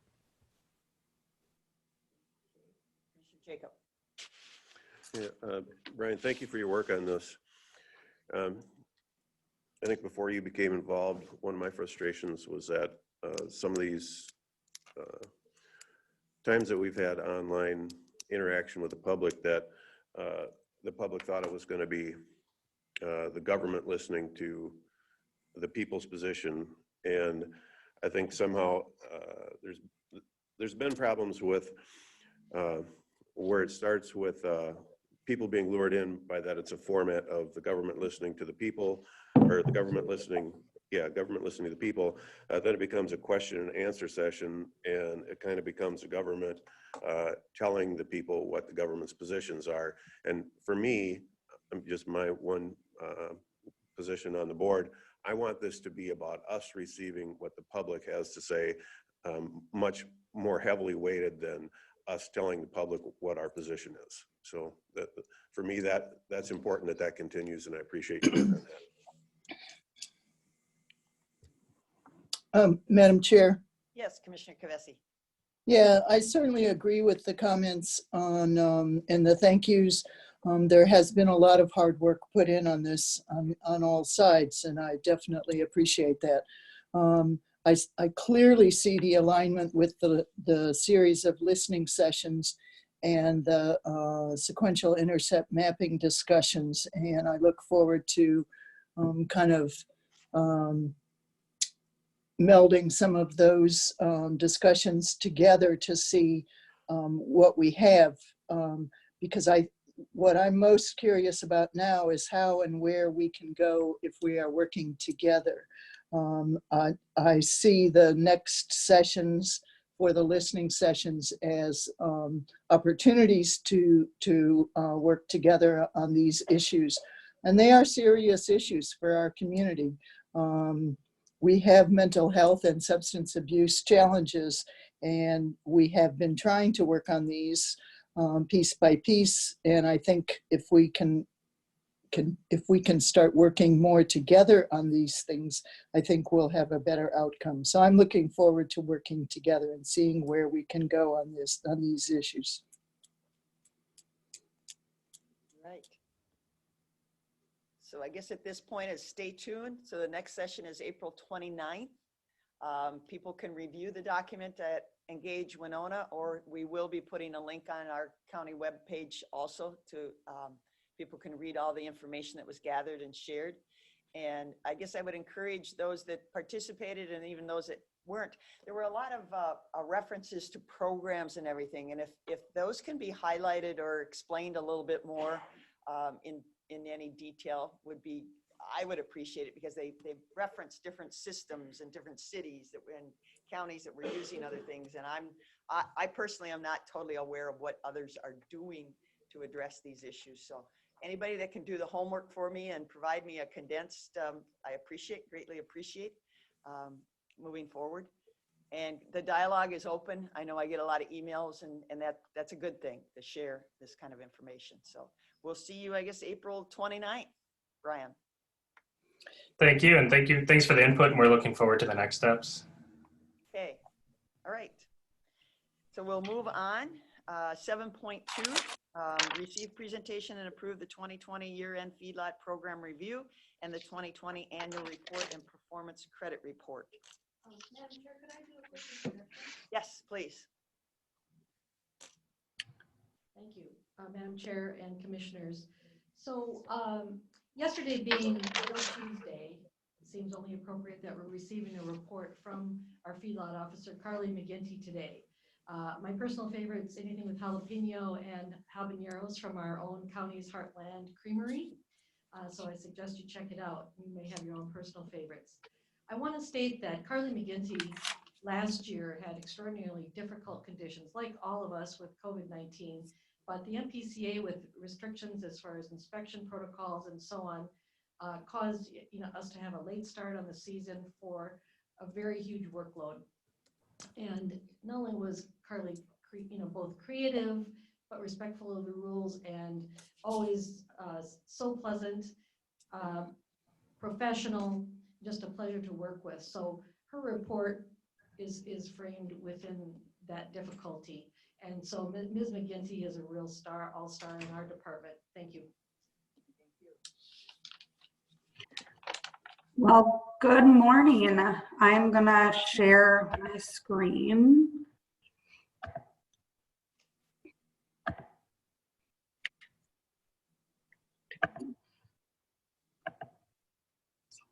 Okay, so this is going over the 2020 Winona County Feedlot Program. So this year we welcomed Megan Cabley. She's been with us since August, and I'm going to be working closely with her on training her as my backup for the feedlot program. She's also very busy with the septics and all other forms of planning. So these are the Winona County feedlot numbers as of right now. We are seeing the trend that they are going down, but these numbers are not concrete right now. We're coming to the end of a registration cycle. The 2021 is the end, and so some of these numbers will definitely fluctuate. They will go back up or back down when people register, because some are not current, but they have until the end of this year to register to become current. So those numbers will change. But we are seeing the trend of feedlot numbers going down. This last year I did 51 compliance inspections. They're broken down into a few different categories. I did 5 inspections within shoreland, and those are with animals of 10 to 50 animal units. I did 28 inspections of 50 to 299 animal units. I did 12 above 300 animal units, 6 below 50 animal units outside of shoreland, 2 construction inspections, and 18 inspections within sensitive features. So designated water, supply management area, shoreland, or TMDL. The non-compliance for 2020 was, there was 1 water quality discharge non-compliance and 9 were non-compliant with record keeping. Emergency response, we had a pretty busy year this year with emergency response. At the beginning of the COVID outbreak, there was a huge supply and demand and production issue with hog producers and the hog line, as well as turkey and chickens. So I had to meet with a lot of hog producers to determine what to do with their animals, because a lot of them had to euthanize because there was nowhere for them to go. And so I had to work with them closely on what to do with that. We also had 4 manure spills. 2 of them were ticked manure tankers that they lost control of their tractor and the tanker flipped. All were handled very well by producers. They all self-reported. They all called me, and they all worked very well with me to get it cleaned up, and all were cleaned up adequately. 3 of those were in the same week, so that was a very fun week for me. The MPCA is now requiring feedlots to be registered online. This is a new service, and so there are a lot of kinks and a lot of issues.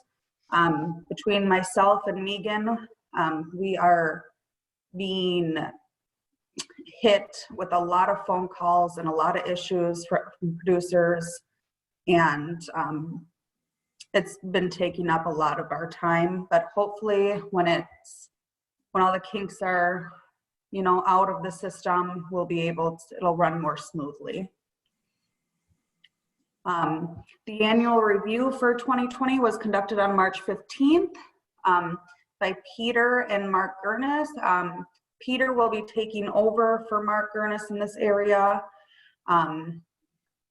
He joined the MPCA 3 months ago, but they found that we met or exceeded all of our 2020 goals. We got 32.5 performance credits, so that is kind of like I went above and beyond, and so we get extra grant money for performing those. We got a 9 out of 10 satisfactorily met non-inspection program requirements, so 90%. And we did an 8.81% inspection rate, so that it is required that we do a 7%, so we went above and beyond on that. Do you have any questions?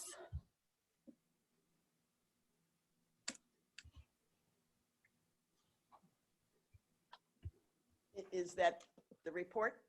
Other, and then are you going to go into more of what was in our packet? Let's see.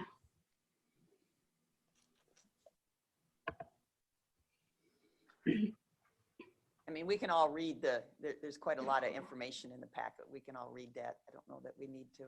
Looks like you're doing a great job. Well, thank you. I personally have heard very good compliments about your work. I appreciate that. Well, thank you.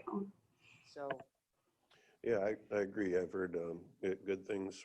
You know, I talked to a lot of farmers in the rural area, and Carly's done a great job with kind of the sense of treating the citizenry as customers, not criminals, and so that sort of attitude really brings people into wanting to comply and do the right thing, and know that they can work with her to make sure they're doing the right thing with their property and their facilities. So appreciate the work that Carly's doing.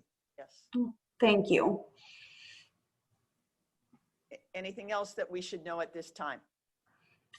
Nothing right now. I think for the feedlot numbers, I think at next year's program review, I will have a lot more concrete numbers, and I can go into more depth on that, because some of the feedlots are not currently registered, but they have until the end of this year to do that. So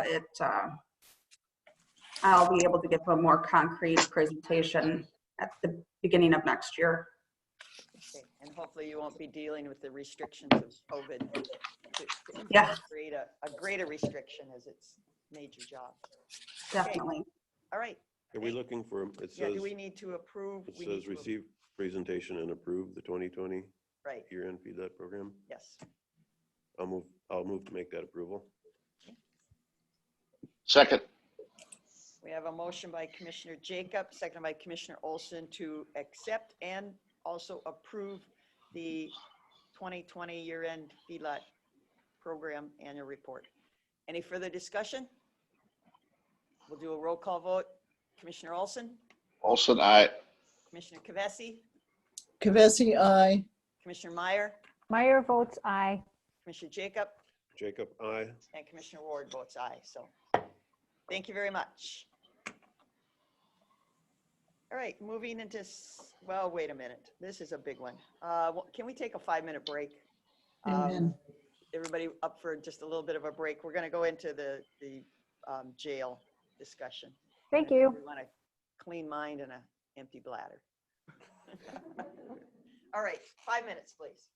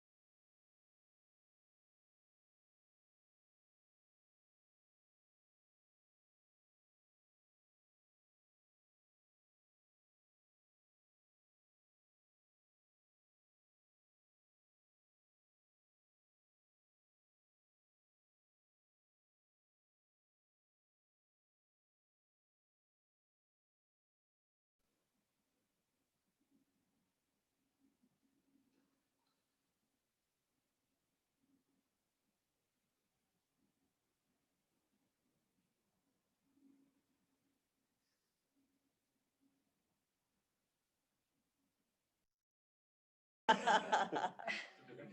right. Oh, were they all muted? Now, Commissioner Olson, are you with us? Yes. Okay, we had a Commissioner Kavesi? Yes. Okay, Commissioner Meyer? Hello? Oh, okay, I think you were all, we had you muted, so we were asking if you could, I was asking if you could hear us speak. And All guess right, I think what? We couldn't. No, we muted you all. We have the power Yeah. to mute. Heidi. If you Heidi knew mute. that earlier, you probably would have used it, huh? Yeah, we're gonna, now I know. I have to know where that button is. I'll find that button. All right, we're back in session and we will start with 7.3. Approve Klein McCarthy schematic design of proposed jail and authorize next phase. We have representatives from Klein McCarthy here to go over the presentation. And there he is. I didn't know how much of an intro you wanted to give. You've been here a couple times. Yeah, I think you know me. Yeah. I can mute this if you want. Please speak louder, sir. Closer though, so they can hear. What Yes, we want thank you. to go through today is get you up to speed on where we're at with the design, and then representatives of Market and Johnson will go through the schematic design cost update. So what we've, all of that's been based on the schematic design, which we finished up the end of February, and Market and Johnson's put costing to that. So what I'll go through just a little bit of the schedule. We issued that at the end of February. It's been priced up and ready to present to you today. The plan is with approval. We've already been working in the second of the 3 phases for design. So we're in the design development phase. That will complete, if we maintain the schedule, the end of May.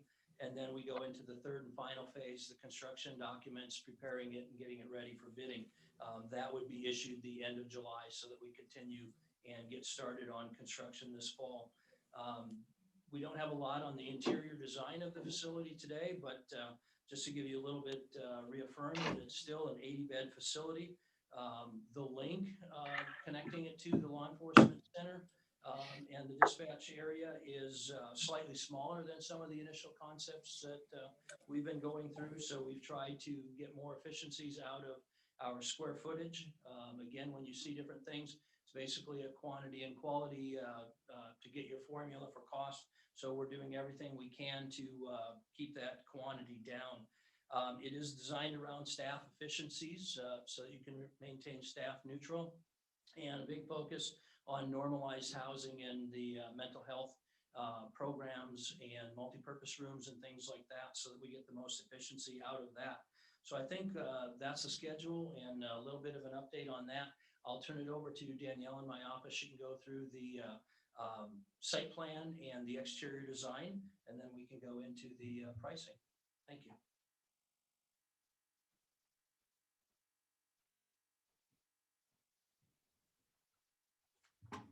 Good morning. Good morning.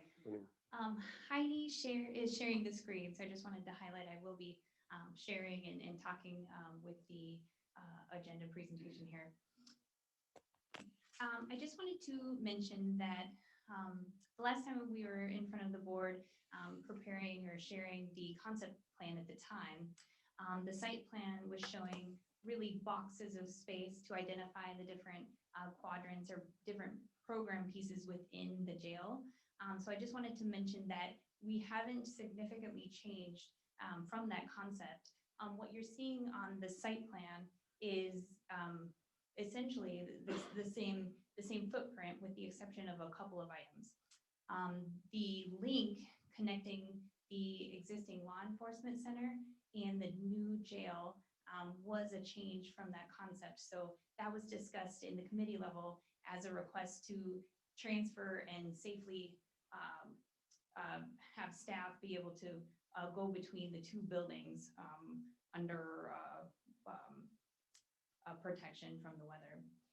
The other thing the link does is provide a staff elevator for law enforcement that is not public. So this will allow for behind the scenes secure vertical circulation for evidence transfer and staff circulation. The other highlighted deviation from the concept is the mechanical and electrical spaces in developing in conversations with the mechanical and electrical team, the discussion was for the mechanical and electrical rooms to be located on the first level as opposed to in a upper level in a roof. So that's why in the concept phase, you didn't see any mechanical or electrical spaces because those were assumed to be on the upper level or in the roof. So that's why you see it now represented on the south side of the jail.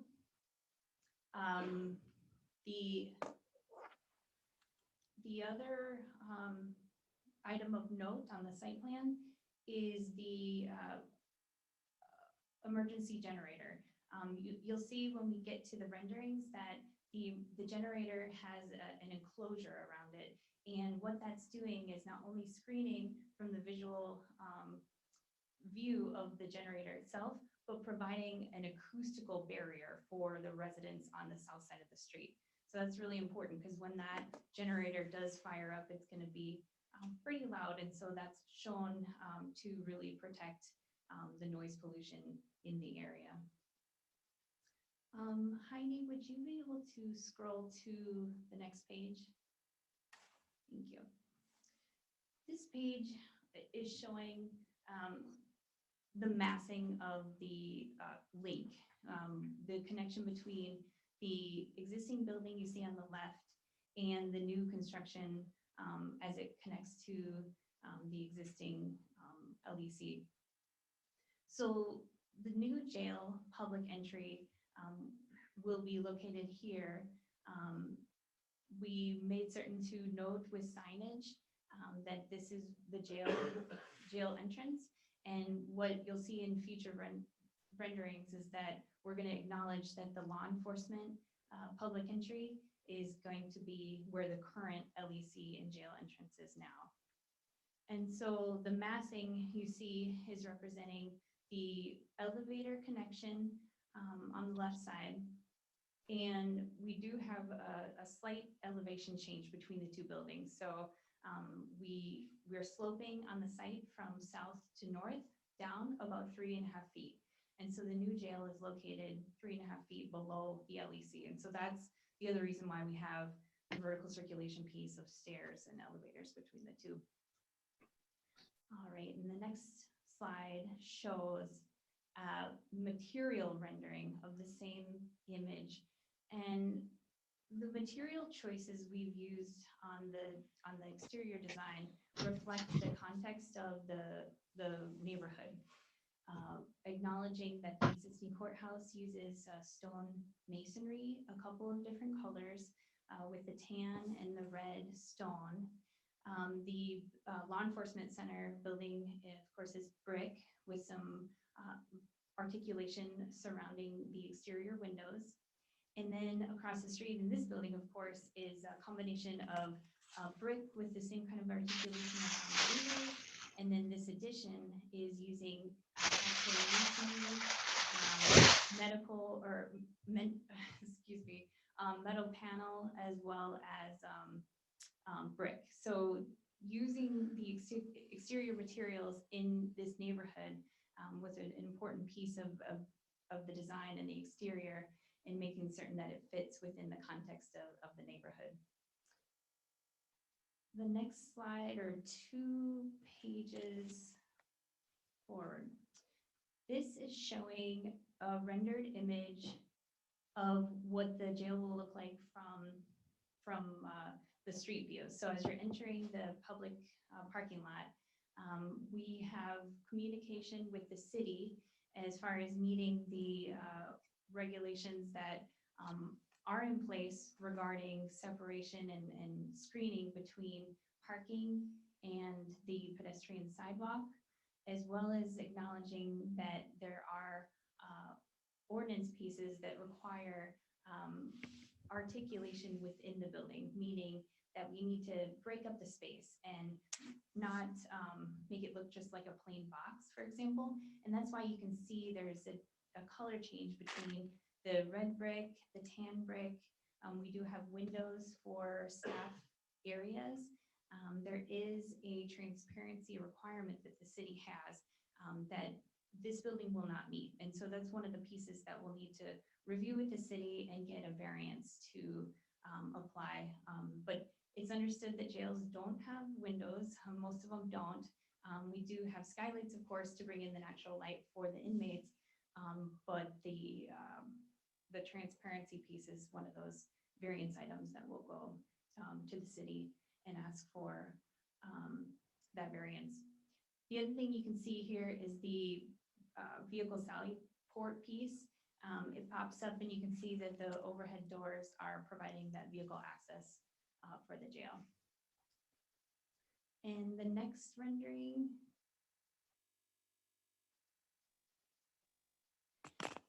is just a bigger, broader view of that main entry piece.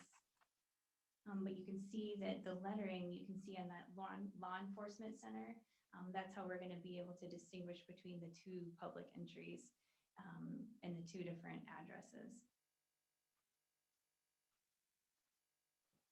And then the next rendering shows a view from just under the bridge.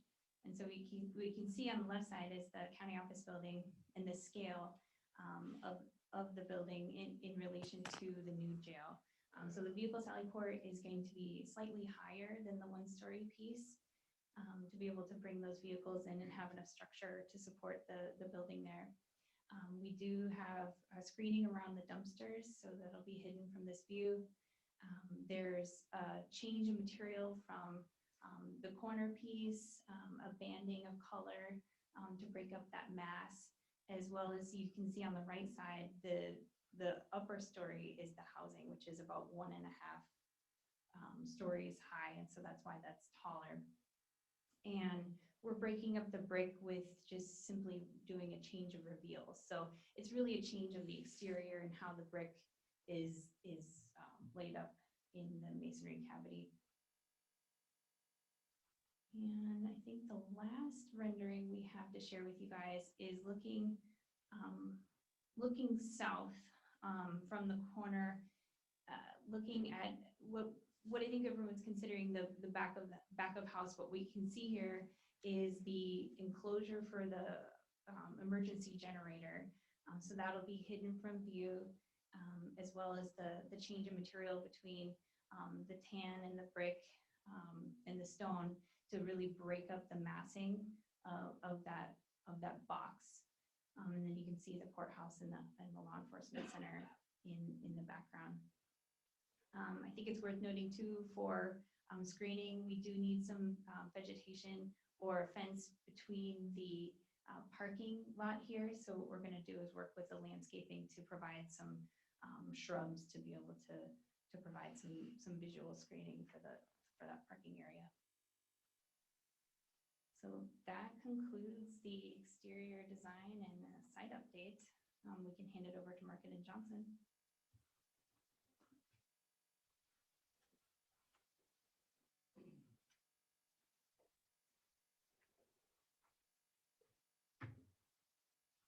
Good morning. I'm Casey Lemke with Market and Johnson. I'm pre-construction director there, and I have two associates here with me as well, Tyler Schultz, our project manager, and also Marcus Schindler, our pre-construction manager as well, who have been working on this project as well.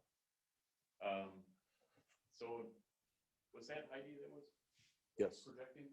Heidi, I don't know if you have the budget sheet as well, if you want to throw that up there, and if that would be handy as a reference point too, as I go through a cost update, that would be helpful. I guess I'll start with where we were in our last published update. It was about back in December. We had varying options. We had about 7 different variations of the design, and that varied from a 98-bed facility to a 78-bed facility. And the costing of those options were anywhere from $20 million to $39.5 million. But based on the information that Klein McCarthy and their team had put together for this schematic update, we really narrowed it down to one path of what we had priced. And what Danielle had just gone through was just a small glimpse of the amount of information that we actually had from behind the scenes. We actually had a very complete set of documents, well, in my opinion, more than the typical schematic design option at this point. And really what that did was it allowed us to go out to many suppliers and subcontractors and involve them for updated budget numbers. And basically, the more information that we have, the more complete it is. Our cost, we feel, can follow suit as well and show a good, complete, accurate, up-to-date price for what this project would consist of. So I'll try to go through this budget here, hopefully not take up too much of the time here. But this is the breakdown up on top is really the bricks and mortar, the divisional breakdown from Division 2 to Division 32. Previously, we would look at a cost from a cost per square foot metric of similar jail facilities and come up with costing standpoints previously. But based on these documents, we're able to go through, we're able to quantify everything. If we get to Division 3 concrete, we're able to quantify how many cubic yards of footing there is, how many cubic yards of foundation wall there is, how much the slab on grade is, how many square feet that is, and how thick it is, and start to draw more specific quantification of the components of concrete and tons of rebar, 67 tons of rebar. And we're able to break down the estimate. More so of this is just a recap summary of it. But we were able to do that at this point for the schematic design. Moving into Division 4 masonry, there's about 28,000 square foot of brick veneer that we saw in the extra renderings. Division 5, that's comprised of the HSS steel columns and steel beams that are holding up a hollow core roof structure for the facility. Division 6, that's your rough carpentry, finished carpentry package, which includes setting the casework, wall panels, doors, frame, hardware, things in that nature. Division 7, that's comprised of basically 43,000 square feet of the roof for the whole facility. Another big component for jail facilities is all the security caulking involved with that. That's included in Division 7. Metal panels are also wrapped up inside Division 7. Moving on to Division 8, that's where we have our standard door frame hardware package. The overhead doors are included in Division 8. We have skylights that are featured on the roof that introduce some natural day lighting into the facility, and all the exterior openings for the aluminum glazing.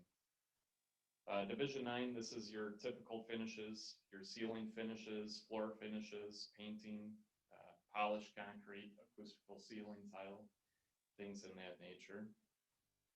Division 10 and 11, you start to pick up some of the accessory items where you have signs, lockers, toilet accessories. That's what's comprised inside of 10 and 11. Or excuse me, 11 is attributed to food service equipment, laundry equipment. There's a couple basketball hoops inside the indoor rec area. Division 12, this is where we would have our furnishing of the casework package and furnishing of all the countertops for the facility. Division 13, this is what we would call the DEC package. This is your detention equipment package. It's a big number, but based on this facility type and the design here, it includes the detention steel modular cells. So it's basically a 5-6-sided box that comes out pre-manufactured. And so these are the cells. It's all the detention grade frames, doors, security glazing. All the accessories are also detention rated. That's included in the Division 13 number. Division 14, that's comprised of 2 elevators on the facility. And then into Division 21, 22, 23, and 26, those are all your MEPs for the facility: fire suppression, plumbing, heating, ventilating, air conditioning, and electrical to make the building function as it needs to be for code. Division 28, this is the electronic package. also known as, you have the deck package, then you have the SEC package. This is the security electronics control package. So that's also a number that we had provided from Wally Jail. We've been working with them on the also on the design side, as well as also for the budgeting side as well. Earthwork utilities, that's structural excavation for the building, backfill. It does include additional excavation for the footprint of the building. Based on the geotech and the soil report, it looks like we do have some unsuitable soils in there for bearing capacities. So we'll have to over excavate, take that down, and then bring that up with engineered fill. Division 32 exterior improvements, that's where you would have asphalt paving, site concrete, landscaping, and it also includes a $300,000 allowance right now for the underground water retention system. Can we, question there, because I thought I saw in one of the pictures now a rain garden. Is that, I don't remember seeing the rain garden thing before. Maybe I just missed it. So can the rain garden eliminate that 300,000 water retention? I don't think so. I think the rain garden is probably more geared towards more of the surface runoff from the parking lot. Sure. Well, just walking in this morning, I see a big concrete bridge. I see a big concrete pad that the MnDOT was allowed to. How did they hold us all at the same standards? How did they compensate for all the pervious surface that they added to this immediate area? And now are we being penalized because there was buildings there before, so it's only been grass for a couple of years, and now are taxpayers having to pay for water holding? Actually, with respect to the bridge, there are a couple of different holding areas here that have been developed along with the bridge. So if you look in there, you can see that there's permanent detention there, whether it be retention basins there with various plant life and so forth. There's still some parcels there that they left for development, but under the bridge, and kind of if you look over here and then kind of that way, you can see where they've got water detention there. So they provide for stormwater runoff. In response to the rain garden, so in development, just within the last couple of weeks, we have determined that rain garden is not going to be required, but we do have the underground storage tanks. So the water does have to be addressed somehow.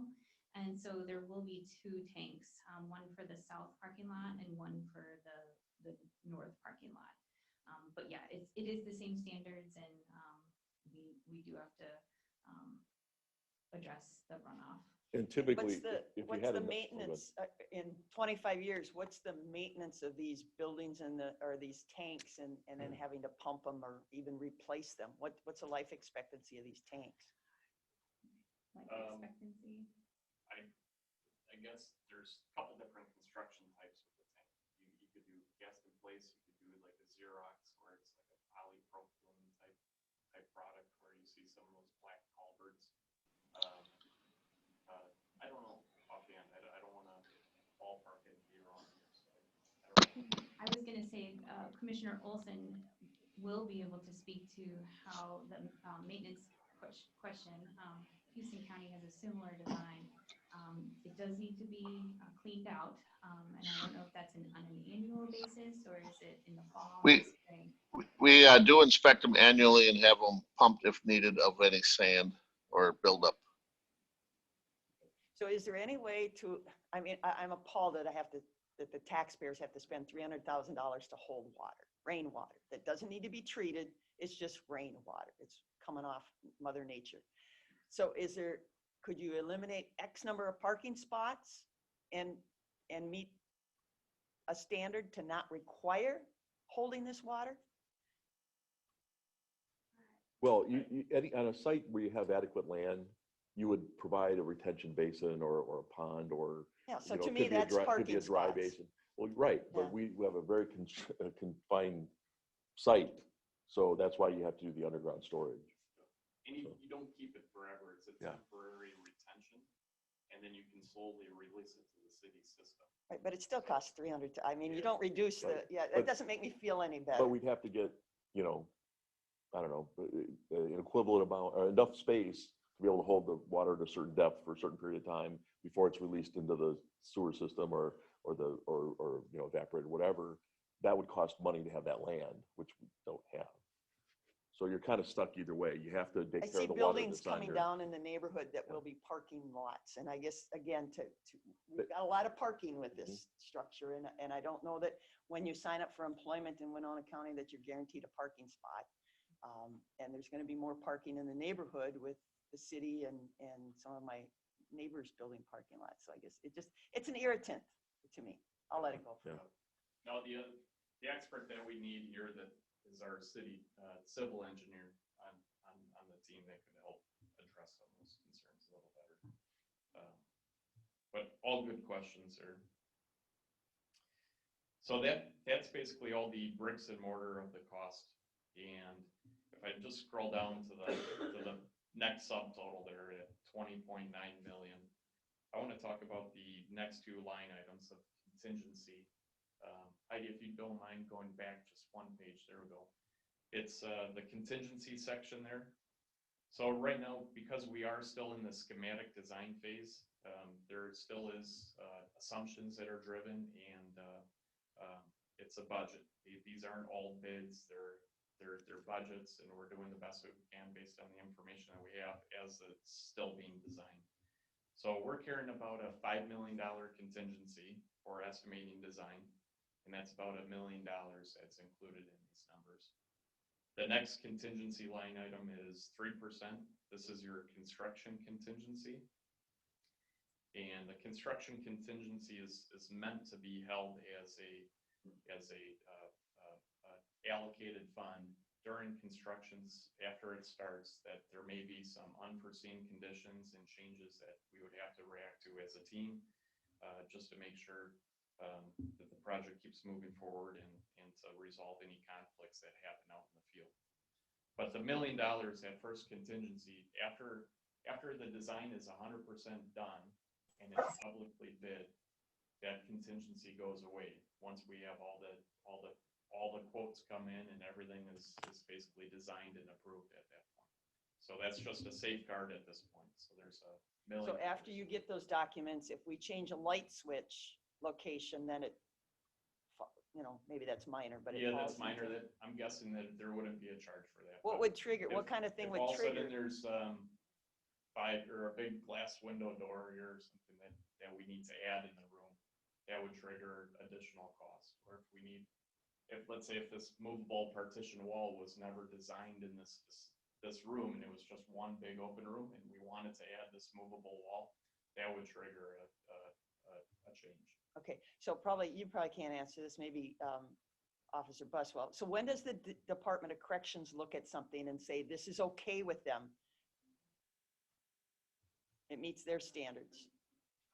Madam Chair and Board, the Department of Corrections has actually been seated with us on almost every one of the either subcommittees or the committee meetings that we've had. We just met with them again yesterday to go over this schematic design. Captain Buswell, you speak up, please. Oh, sorry. Thank you. Yeah. So the Department of Corrections Inspection and Enforcement Unit, there's Chris Toma and Sarah Johnson that's been participating in almost every one of the committee meetings that we've had on the jail design. They won't give their final blessing of approval until we get done with design and development and say this is what we're looking at doing. The purpose of the inspection department is to give advice. So they've been advising us all along to make sure that don't forget this, don't forget that. So some of the things that we made sure that we didn't mess up on are to make sure that we did put in the proper glazing, to make sure that we did incorporate the right amount of window space for observations from staff observation location, to actually assist us in the design that was made that from staff from one location can actually look back at a whole nother housing area to make sure that we wouldn't have to increase the probability of any staffing, because we all know that the vast majority of the jail is staff. So once we get that design and development phase done and we present that to Sarah Johnson, basically she's the lead inspector, they will sit down and actually go through it and then take that to the Commissioner of Corrections to get the blessing. Will we get that in writing, or is Yes. this all verbal? No, they have to approve, yep, so the plan all along, like it's been quite a long time, but when I stood before the board, when we were first talking about the jails, you have to have a site, obviously, you have to have a budget approval. And so after the budget approval and then with the plan, then the DOC will come in and review that plan. The nice part is that the Department of Corrections has been involved with this right from the get-go. Because part of my concern, as Ken and the board is aware of, is I definitely did not want to review or go back anything what happened in 1977 and 1978, that basically we opened up a jail facility with 18 months. We're already starting to come out of compliance. So we definitely looked into what is the future possibilities of the Minnesota Department of Corrections through the Commissioner of Corrections to have changes. And they are looking at some kind of changes and stuff too. So just so the board is informed that we are working with the Minnesota Department of Corrections. Marcus, the Assistant Commissioner of Corrections, have already been in contact with. That's one thing that we don't want to have happen with this, that there's always going to be promulgated change when it comes to operations. That's just going to happen through time. There's going to be different change in theories and how you operate things. We just didn't want to get into, like I said, the 1977 jail where we're looking at it, and then within 18 months, we're like, why didn't we know that? So this whole vision is looking out for the life cycle of the facility as it stands right now. I can't predict 20 years from now what the DOC is going to do or anybody, but as of right now, it's looking like a nice long-term facility. Well, in 20 years, you'll be at the top of the list that rotates, that they scrutinize jails. It Yep. just is. It's a matter of Yeah. time. Yep. Okay. Well, yep. Things Yeah. change. Yep. Yep. Okay. Thank you. But I hope that answered it. Yeah. Thank you.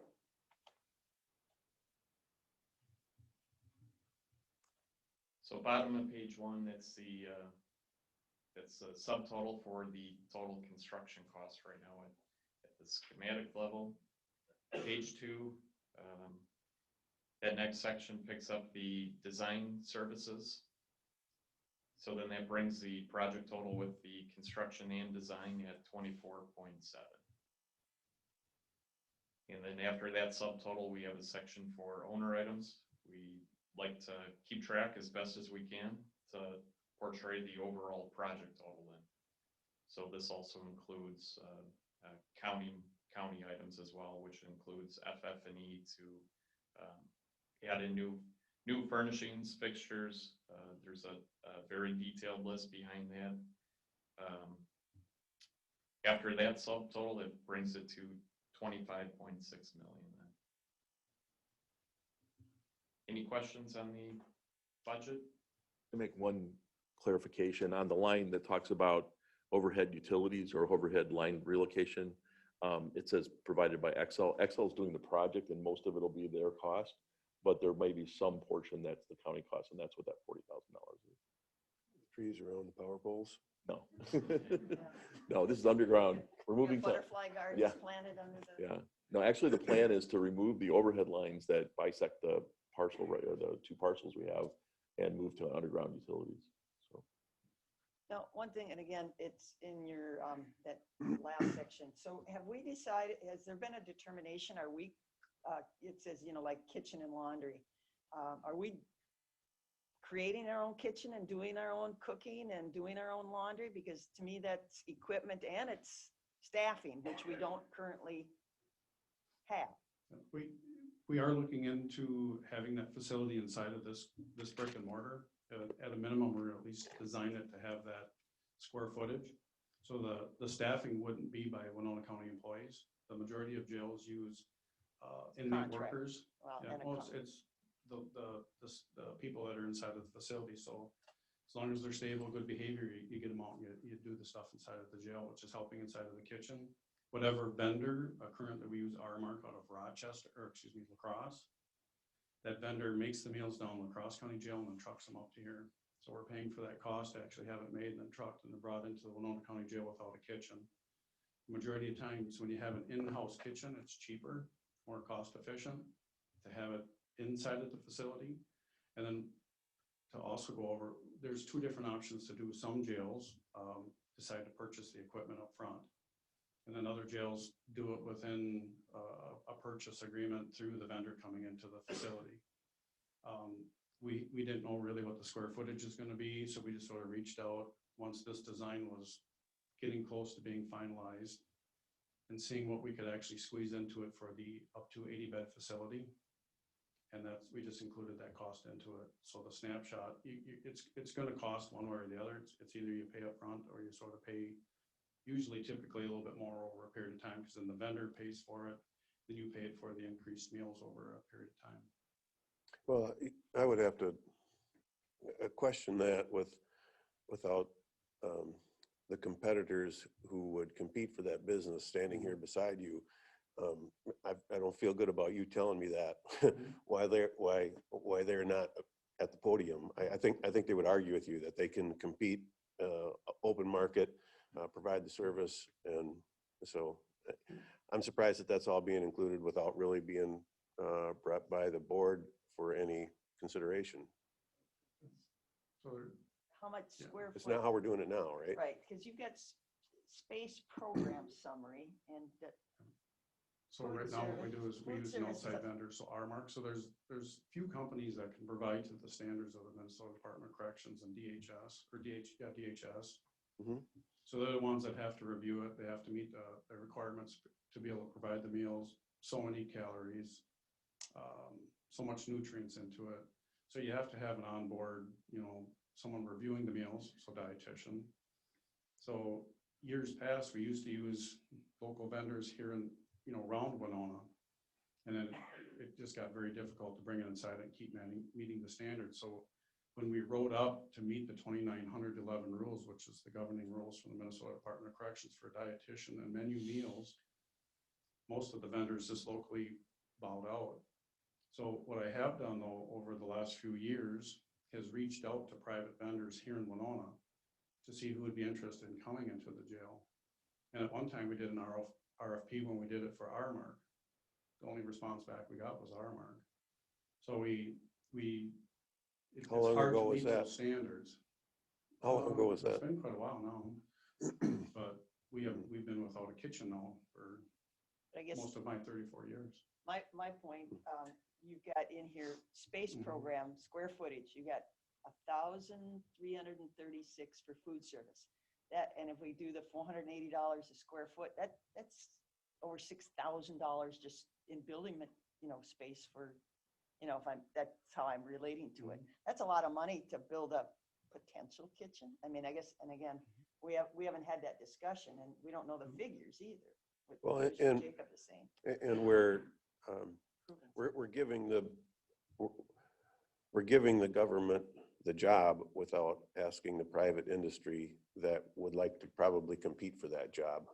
We're giving it to them without giving them an opportunity to make that bid. So I think that's maybe what's more offensive to me, is that a lot of times private sector can provide great services and they compete.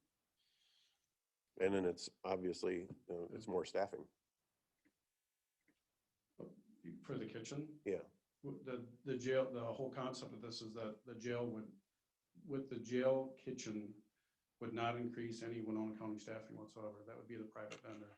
So that'd be the private vendor coming into the facility, the private vendor making the meals with the utilization of inmate workers. Yeah, I think there might be some confusion.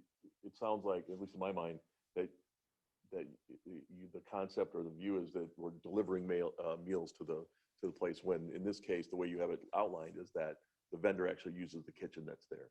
Yeah, they would, correct. So we're still hiring out, we're still contracting out. It's just they're using our equipment because, I mean, if you think about the logistics of bringing all that stuff in all the time, Right, but I guess we toured Houston County and they have people on staff coordinating with inmates to prepare those meals. And yeah, they you gotta could do it wash that the way, dishes and but everything. you could do that way. But as Commissioner Jacob That was a mentioned, pretty elaborate kitchen. we're commercial contracting grade out right kitchen. now for that service.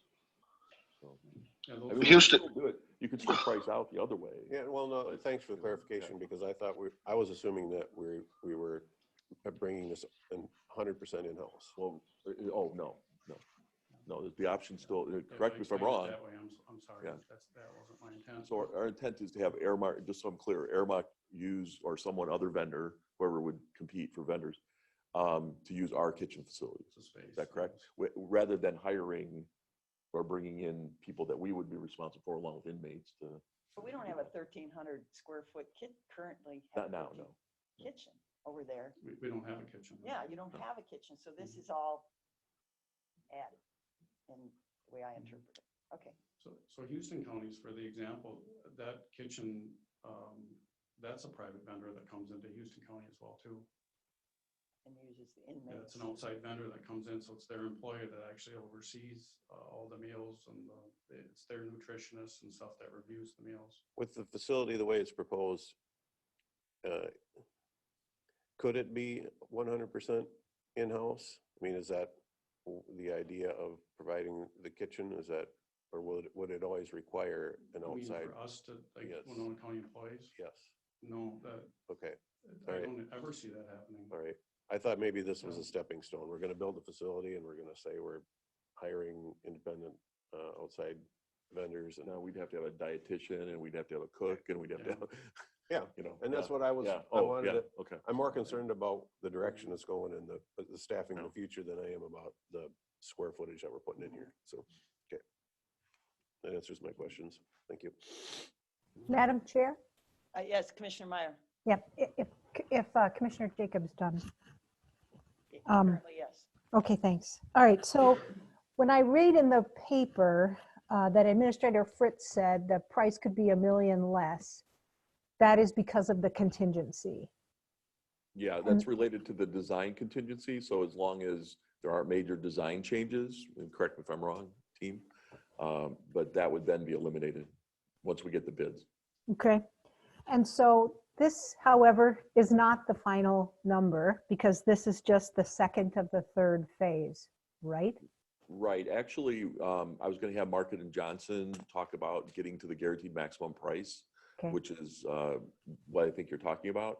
Yeah, And, yeah. So maybe if you could kind of explain the process that it takes to get there, because as you remember, we went with a guaranteed maximum price agreement so that we would, once it's all bid out and properly, you know, assigned and so forth, that we would have a number, barring any bizarre contingencies, that we would know what the price was when we started the project. Okay. Actually started construction. Yeah, so this is, I mean, it's closer, but not the real thing.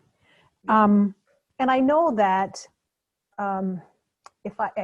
Commissioner Olson can probably correct me if I'm wrong here, but Houston County built their jail 10 years ago. It's 80 beds, just like ours, but it only cost them $8 million. And I've also read that right now, lumber prices are something like 180% above what they were 1 year ago, and that's really has to do with the pandemic.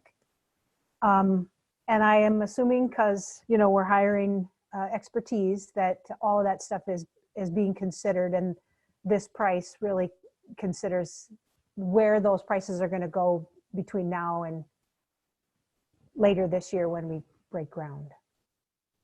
Correct. Yep.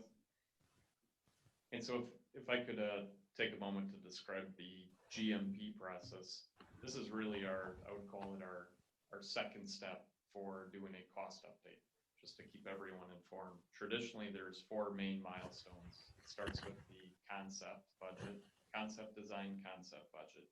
Then we'll do the schematic design. Klein McCarthy does that. And that's what this is now, is the schematic budget. Then this third step is the design development.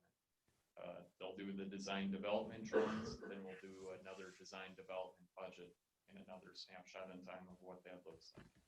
And then the last one is the construction documents, the CD set. Once you have the construction documents, we're able to take those and publicly put those out, what we call out on the street, and then we would obtain several bids on every single work category. So you'll have 3 bids on this category, 4 bids on painting, 3 bids on flooring. Basically, that's when the public bids it. After we have all those bids come in on the bid due date, We assemble our bid tabulation sheet, and it's a sheet that's similar to this, but in expanded detail. And after that is when we have our guaranteed maximum price, where we have all the quotes behind the number of what it would be to then break ground and start the project.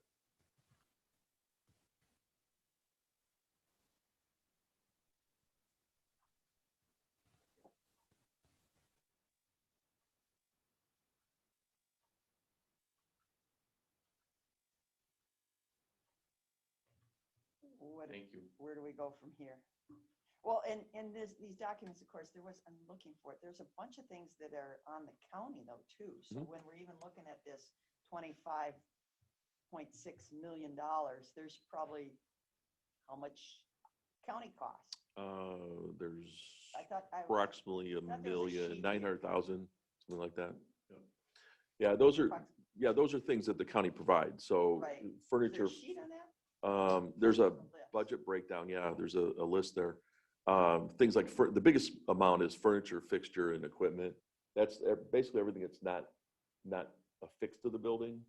You know, so anything that you bring in, it basically falls into that category. But that's still included in the 25. It's included in the 25 million. Yeah, there's an estimate. They've actually been working on getting quotes from a vendor, so it's a pretty good number.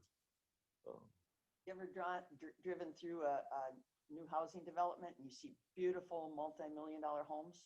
If you ever go in, they're not full of new furniture. It takes time, but I guess we got to fully furnish it if we open it. So that's one of the rules. Yep.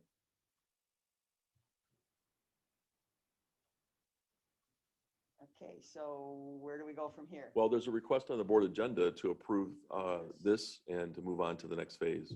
Okay, the next phase would be the design development phase, as I understand it. Yes. And with Commissioner Meyer's comment, building materials, that was discussed with some of the choices of concrete versus brick and those types of things. And right now, it's probably still a big unknown. Is our steel coming from China or Canada? And can it even get here? Or is it here already? No, a lot of our projects are, they're sourced locally. And quite frankly, a lot of the steel is starting to be more and more, the content of recycled steel is just going up. But a lot of it's local sourced, and to address the other comment about wood going up, without a doubt it is. We're seeing lots of upward pressure of wood going up and down. It's like a wave in the ocean. We're just trying to track it and buy it at the right time. But unfortunately, that's what the economy and the industry are doing right now, is having a lot of upward pressure on wood, and steel is starting to follow suit. So the bid normally then, so the bids will be high to cover any of that? Right now, our budget numbers, when we reach out to our suppliers and our subcontractors and ask them, hey, what's rebar going for cost per ton to buy it now? We're constantly trying to get that updated and projected. Because right now we're assuming this is starting in August, September of this year. So we know when we're starting and we know when we should be buying the material. And how long are bids good for with this volatility in the building? How long are the bids good for? So after we get the construction documents and we put the documents out for bid, it's typically 90 to 120 days is what we ask for bids to hold their price for. And then within that time frame is when we would have to issue them a purchase order or a subcontract, and then they're locked in at that number for the duration of the job. Yep. Okay, so the action is to potentially approve. Before we do that, though, you know, we really were asked by a lot of citizens this morning in our public comment, and I'm sure we've all gotten a lot of emails and such, is the public still would really like a public hearing about this whole project. And I think with all this information, personally, I think they deserve one. So I would advocate that we hold a public hearing before we make any vote, and we could do that in a quite timely manner, I would hope. don't know what the feelings of the rest of the board are. Yeah. Well, Commissioner Jacob. that's a motion? Um, Or no?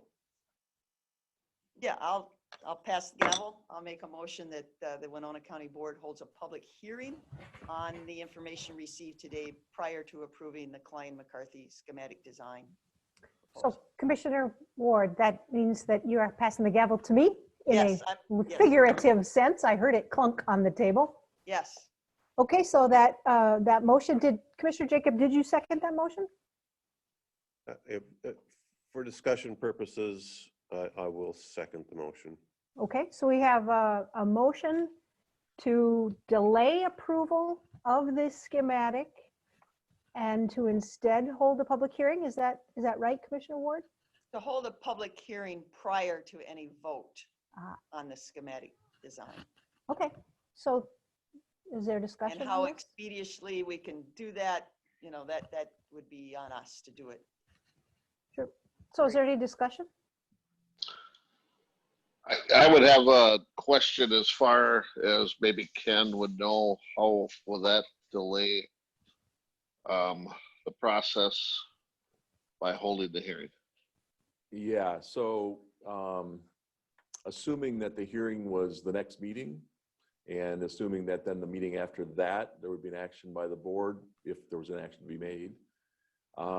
It could definitely, we've talked about this at the committee, and it could definitely push us into more winter conditions, and the possibility, as Commissioner Meyer just mentioned, more price variations in the bids. The older the data gets, you know, the more expensive it's going to be. It's impossible right now, I think, to estimate that, but a month delay could cost money, I guess is the best way to put it. But I'm sorry, it wouldn't necessarily, if we wouldn't have to follow our meeting schedule. The quickest we could, what's the parameters of making public notice for a public hearing? So many days? And we could hold a special meeting to have a public hearing? Yeah, you can have a special meeting. There's 48 hours for a special meeting, I believe. Maybe it's 3 days, I can't remember which. Yeah, I mean, one's so, an emergency meeting, one's a special meeting. right. We could do it quicker and then still take action at the next board meeting. From a process standpoint, you know, we can put together whatever the board decides. I think that. I wonder if there's a difference in the amount of time needed to notice a public hearing than there is to notice a special county board meeting. Yeah, we'd have, and unfortunately, Karen's not here. She's in court right now. My So I sense is can't, that's a longer yeah, I period. can't answer that question, so. And to speak to this again, I would say that this has been a very public process. The entire makeup of the jail study committee was a public process with public participation. I do take some offense that we're negating a public hearing when we've had a public process.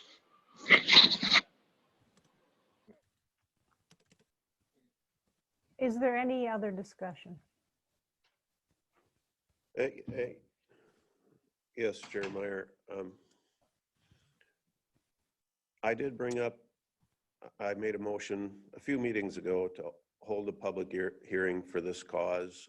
It was denied on a 3-2 vote. At that time, I think that really was a signal that we're moving ahead with this project. My votes will continue to be against it. I'm not going to change my position on that. So, I guess I'm kind of talking on both sides of the issue, but when will it ever be a finalized decision that we're moving forward? I mean, are we going to continue to ask for public hearings all the way through until we're done building? So I did second the motion, and I think since I seconded, I have to vote in favor of it, but for the purpose of discussion. But I don't see where we'll ever be done. I think the decision's been made at this point. Well, to move forward.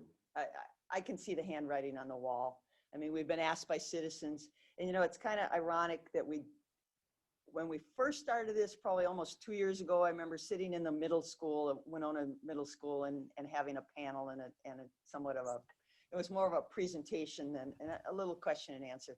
But I think the citizens really wanted something more to follow from that. It went on for almost 2 years, and we're at this looking at pictures now. And when we look at our vision statement on the top of our county board agenda, serving Winona County through the first one, broad public participation. And I think a lot of members of the public feel that they haven't been able to participate. And even when we made that jail study committee, and I said it was a stacked committee because it was the people who wanted a big jail.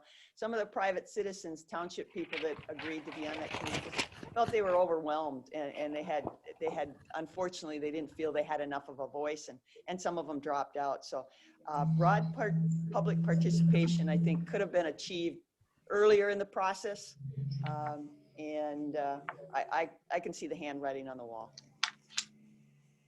but I can't change my mind, and I can't change my vote. Madam Chair? Yes, Commissioner Kavesi. Yes, I think it has been a public process all the way through. All of the meetings are open to the public. We've had special meetings. We've had special training sessions on how to go about this.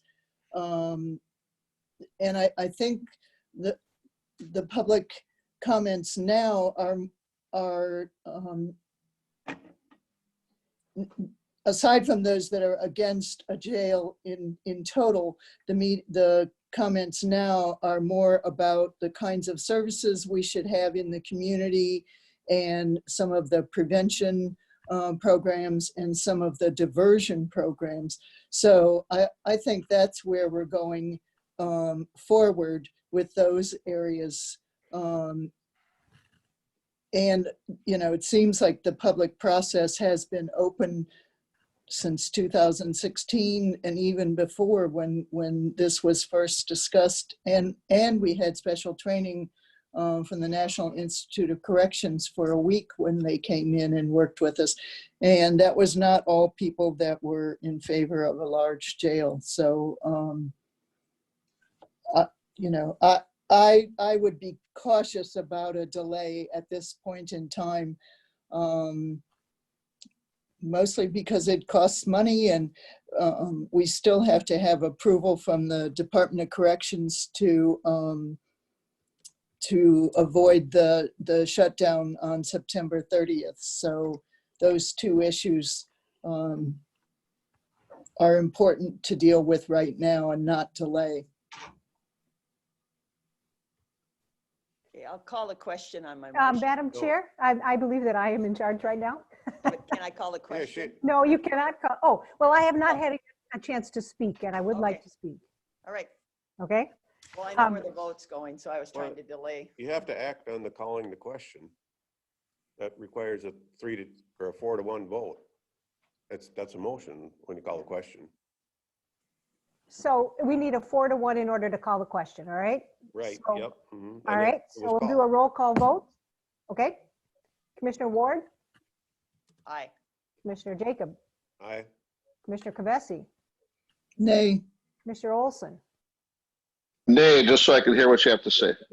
Yes, I hear what And Commissioner Meyer votes nay, so we're not calling the question quite yet.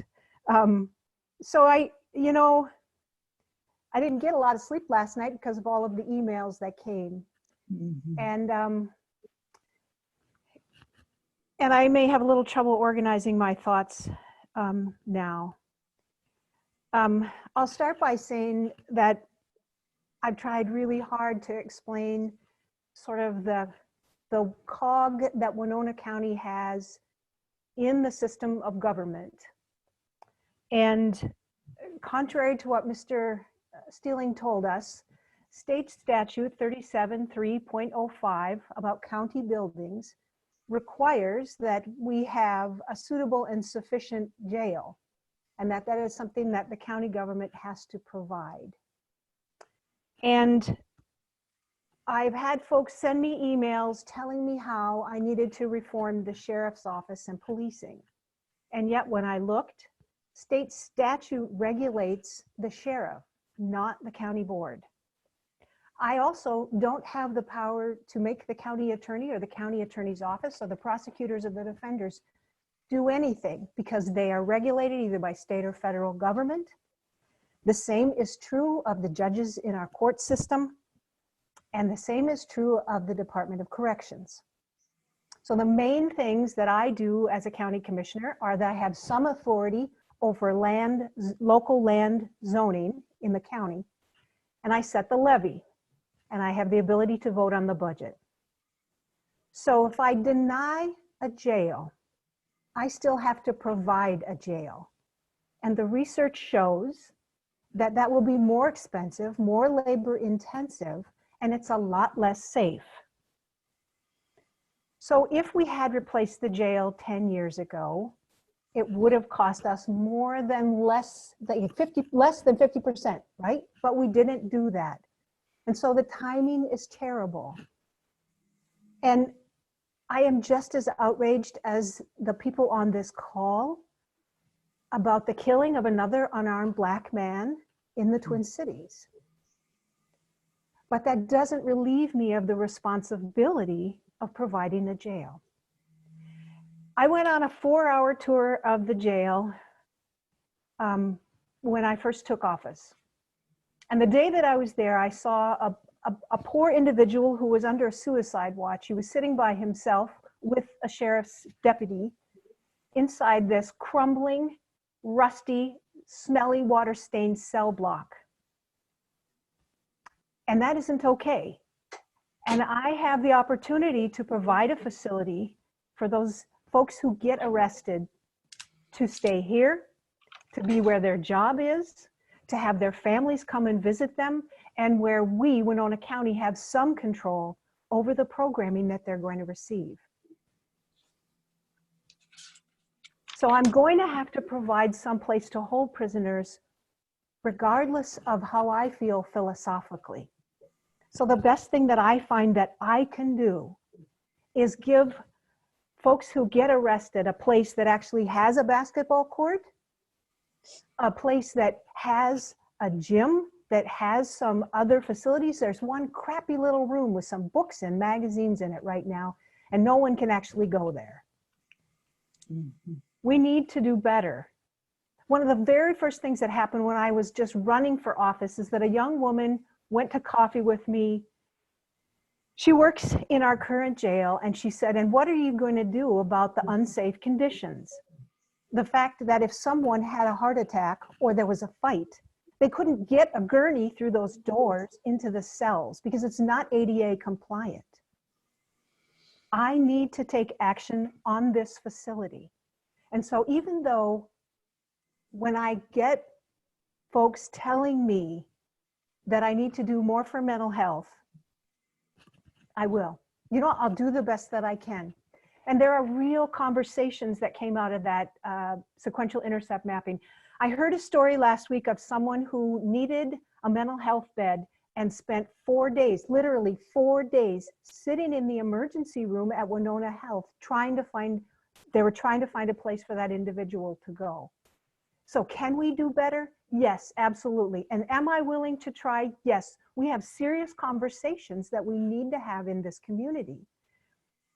But rhetoric that flies in the face of what my actual obligations are isn't helping me. So this is the best appeal that I can make. And you can be mad at me if you want to, and you can criticize me if you want to. I understand that you're passionate and that you care. I understand that. But I also have an obligation, and I'm going to try to fulfill it the best I can.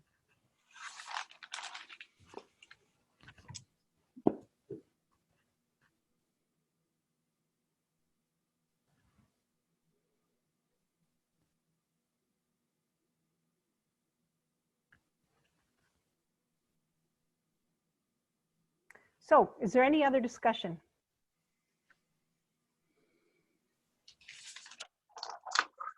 Hearing none. Well, Commissioner.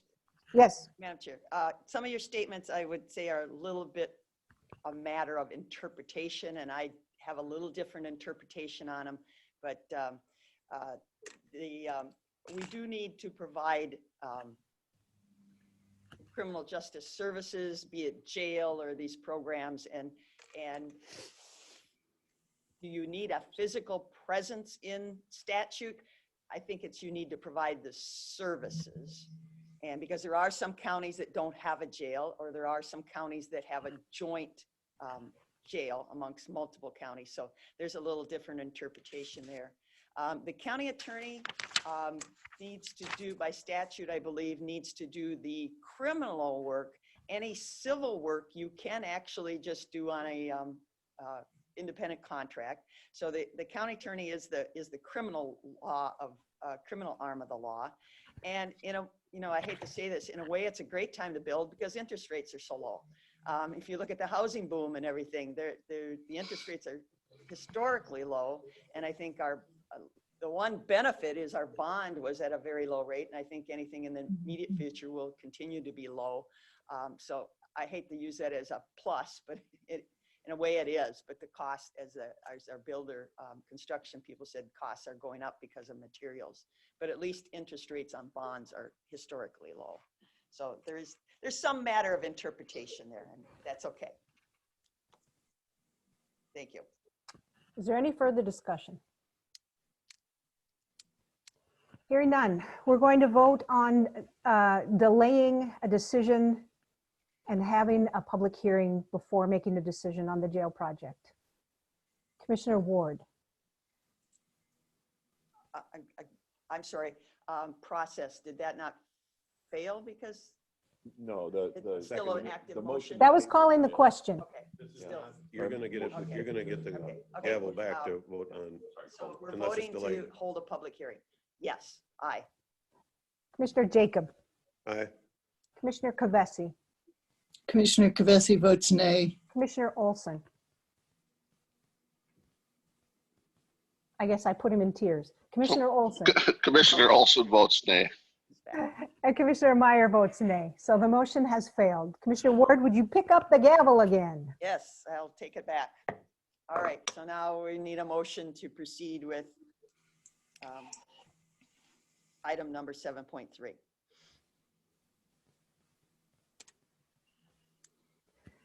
All right, Commissioner Meyer will make that motion. Commissioner Kavesi second.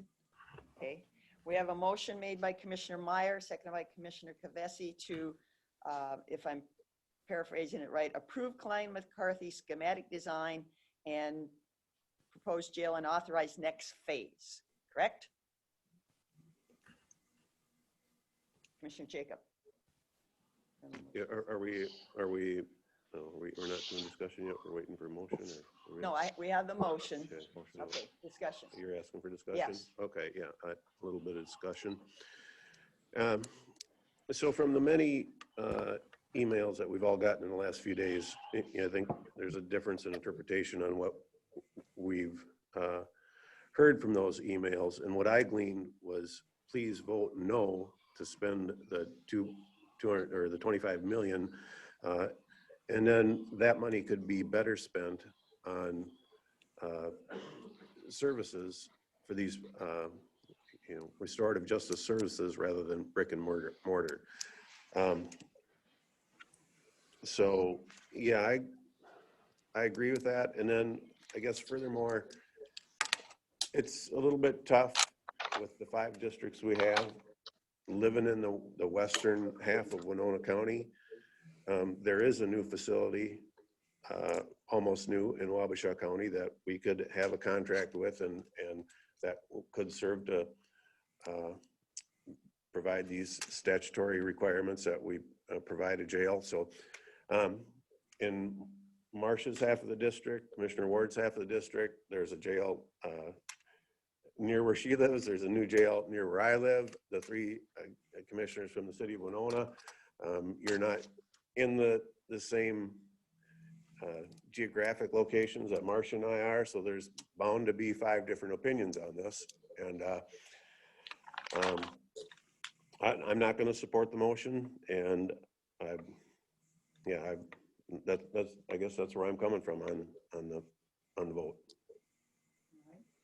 Any other discussion? Madam Chair. Commissioner Kavesi. Yes, I'm intending to vote in favor of the motion. I seconded it. It is a jail. It meets our requirements to provide for these services. And in addition to that, it provides them in a safer manner than we're doing now for both our staff and our prisoners. It meets the requirements, the updated requirements, including the ADA standards, and it meets the treatment needs. We would have multi-use rooms, improved recreation facilities, improved visitation.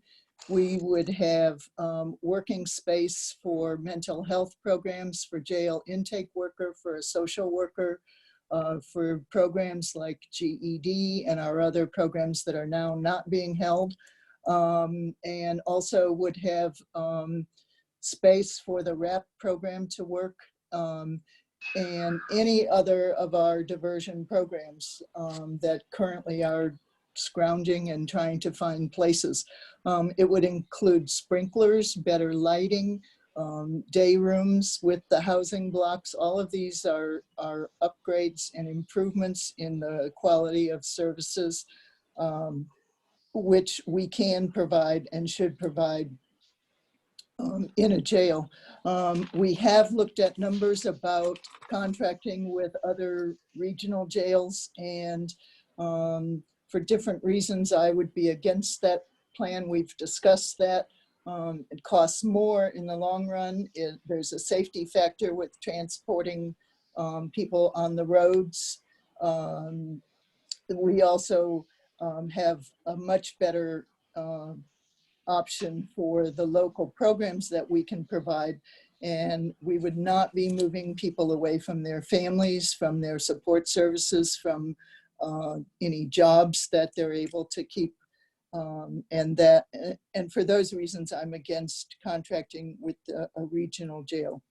So I think that this new option is a jail, but I think it's much improved in both services and in facilities and safety. So for those reasons, I'm in support of the motion. Any other discussion? Yeah, my geographic location actually is, I'm in the jail right now. And I know that our contract with Houston County is money that goes out of Winona County and goes to Houston County. If we do have the facility, that money remains in our county. So I do think it makes sense on all levels, especially the fact that it costs more to use other facilities. So I'm going to support the motion. Okay, anything else? Okay, I think we've all heard the phrase, you build it, they will fill it. I hope not. I see trends of incarceration and legislatures talking about, lessening the crime of small amounts of controlled drugs and everything. The defund the police movement and trying to move more towards these quote programs. And one of the last things I hope is that we got all these studies and everything, and the length of stay is, in my opinion, is relatively short, which is a good thing. But I just don't see how much rehabbing we can do with a short length of stay. And I think the length of stay is something that people strive for. We don't want to keep people in jail. And I remember about a year ago when Winona County lost a judge. The world was going to end. I don't think the world ended. It seems like everything's, to my knowledge, it hasn't been brought to my attention that we have a problem. But maybe I'm just not in the same loop. But the world did not end. And I agree with Commissioner Jacob. We could have, and so many people, we could have built something smaller. We could have used our neighbors. We could have. It's amazing the number of people in the public, for some reason, have this concept that we're spending somebody else's pot of money. No, this is totally on local property taxes to pay the people. There's been comments made when you talk about the juveniles that it'd be a revenue generating facility.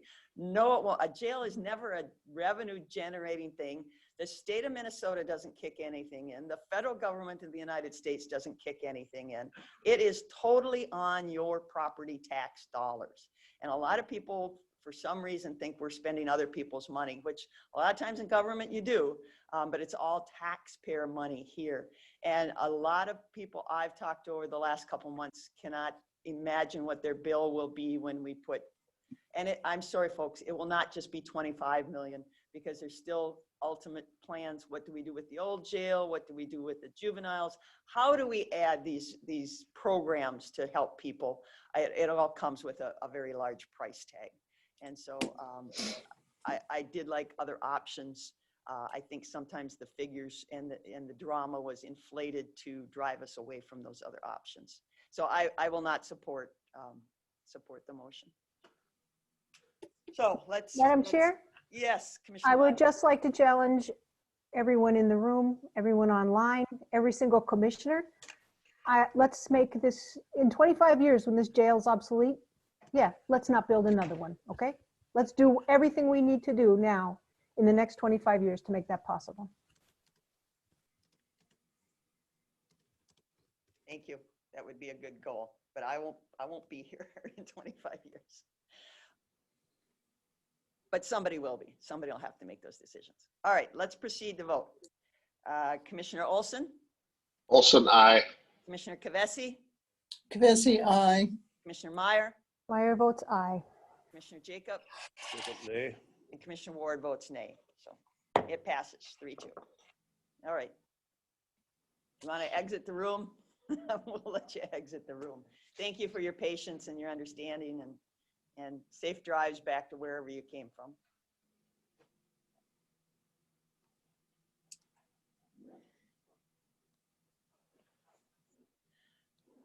Unfortunately, Attorney Sonneman had to, and she advised us, she had to leave for another important engagement.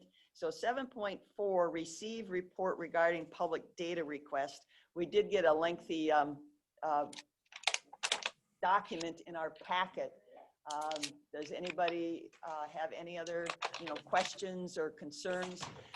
Part of my goal in asking for that was to let the people know, the citizens who watch elections, and we've had, there's a lot of ongoing discussion about election laws and everything, and I thought they wanted an explanation of what happened other than what was reported in our local paper.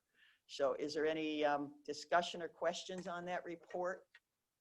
Madam Chair? Yeah, Commissioner Meyer. Would it be your wish to table this so that we could discuss it at the next meeting when the county attorney is present?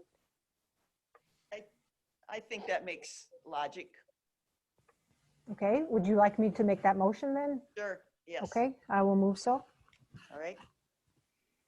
Second? Commissioner Kavesi seconds. Okay. The motion is to table 7.4, receive report regarding public data request until Attorney Sonneman can be present to present. Roll call vote, Commissioner Olson? Olson, aye. Commissioner Kavesi? Kavesi, aye. Commissioner Meyer? Meyer votes aye. Commissioner Jacob? Jacob, aye. And Ward votes aye. All right, thank you. We'll advise county attorney that should go to a future meeting. Thank you. 7.5, approve or deny future agenda item to discuss gathering information from Bluffland Whitetail Association regarding the chronic wasting disease. And we had, we had a group that offered to make a presentation, and timing was that they weren't, it didn't work into the schedule. And the idea was, do we allow them to make a presentation, or any other organization that would like to, make a presentation regarding chronic wasting disease? Madam Chair? Discussion, yes, Commissioner Meyer. Yeah, so I called Mr., is Van Miller? I think that was his name. I sent his contact information to you. I did talk to him on the phone and tell him that our process would take at a minimum, like 3 meetings to make a decision about whether we wanted to hear from them further. And I sent you his info. I don't know if you called him or not, but. No, I haven't touched base with him. Yeah, they had worked with. Houston? Fillmore. It was either Houston or Fillmore, I'm not sure, but they had worked with them on the issue. So right. it sounded like they had quite a bit of experience. Okay. Commissioner Jacob? Yeah, I guess given that the timeline for this year has expired on the DNR, actually wanting to implement this program, I don't feel like to me, it's not germane to this board at this time to have this presentation. I guess if anyone wants to make a presentation, if the full board wants to hear it, they can. But certainly, if they're allowed to make a presentation, I'm going to advocate that any other hunting or group that has concerns with this issue, that they would be given the floor as well. I feel a little bit strange that we're going to specifically invite one group to give their opinion on an issue that that's not coming up on our agenda anytime soon. If this were coming into, first of all, see if DNR asks again another year, and if they do, that seems like that would be a good time to invite this group along with any other groups that would like to speak to the issue. So I'm not in favor of it at this time. Any other discussion? Madam Chair? Yes, Commissioner Meyer. Yeah, I don't know that he was so much wanting to just give a presentation as to maybe offer services. I think it would be worth it just to hear what it is that they propose and what it is that they did with Fillmore County. And I wouldn't be opposed if Commissioner Jacob feels that he wants to make that as an open call to others. I don't really see an issue with that. And seems to me like doing it now in preparation for something rather than at the last minute, because we get so busy around the first of the year and the end of the year with the budgets and and with all of the committee appointments and stuff. So I still would favor figuring out maybe even a working session and then asking other groups, just making that a public notice or whatever. Madam Chair? Commissioner Kavesi. Yes, I agree. I'm not sure what information they have to offer, but any information regarding chronic wasting disease would help us in our future deliberations on this. And especially if there are services available, if this group was able to offer services to another county. And I don't have a problem with any group that has information on either of these issues to present with us. Now is a better time than waiting for the timeline, because that's where we got into trouble this year, is our timeline expired while we were still collecting information about the issues.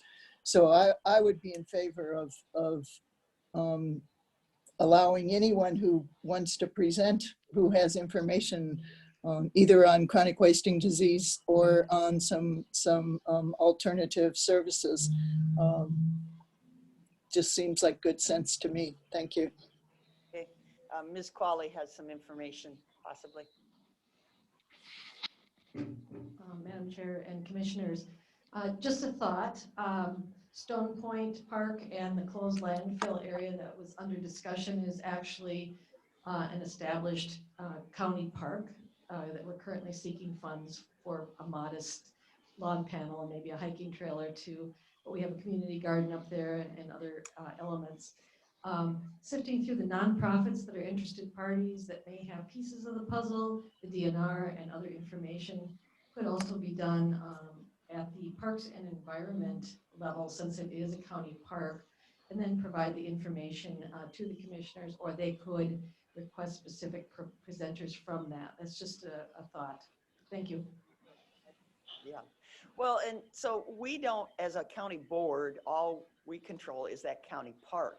If the DNR wants to come in and do hunts, they have contracts with the private landowners. They were just asking us for a opportunity to hunt the county parkland. I really do like Ms. Qualley's suggestion that we reference this to the Parks Environment Committee and maybe gather some more information. Commissioner Jacob, you sit on that committee.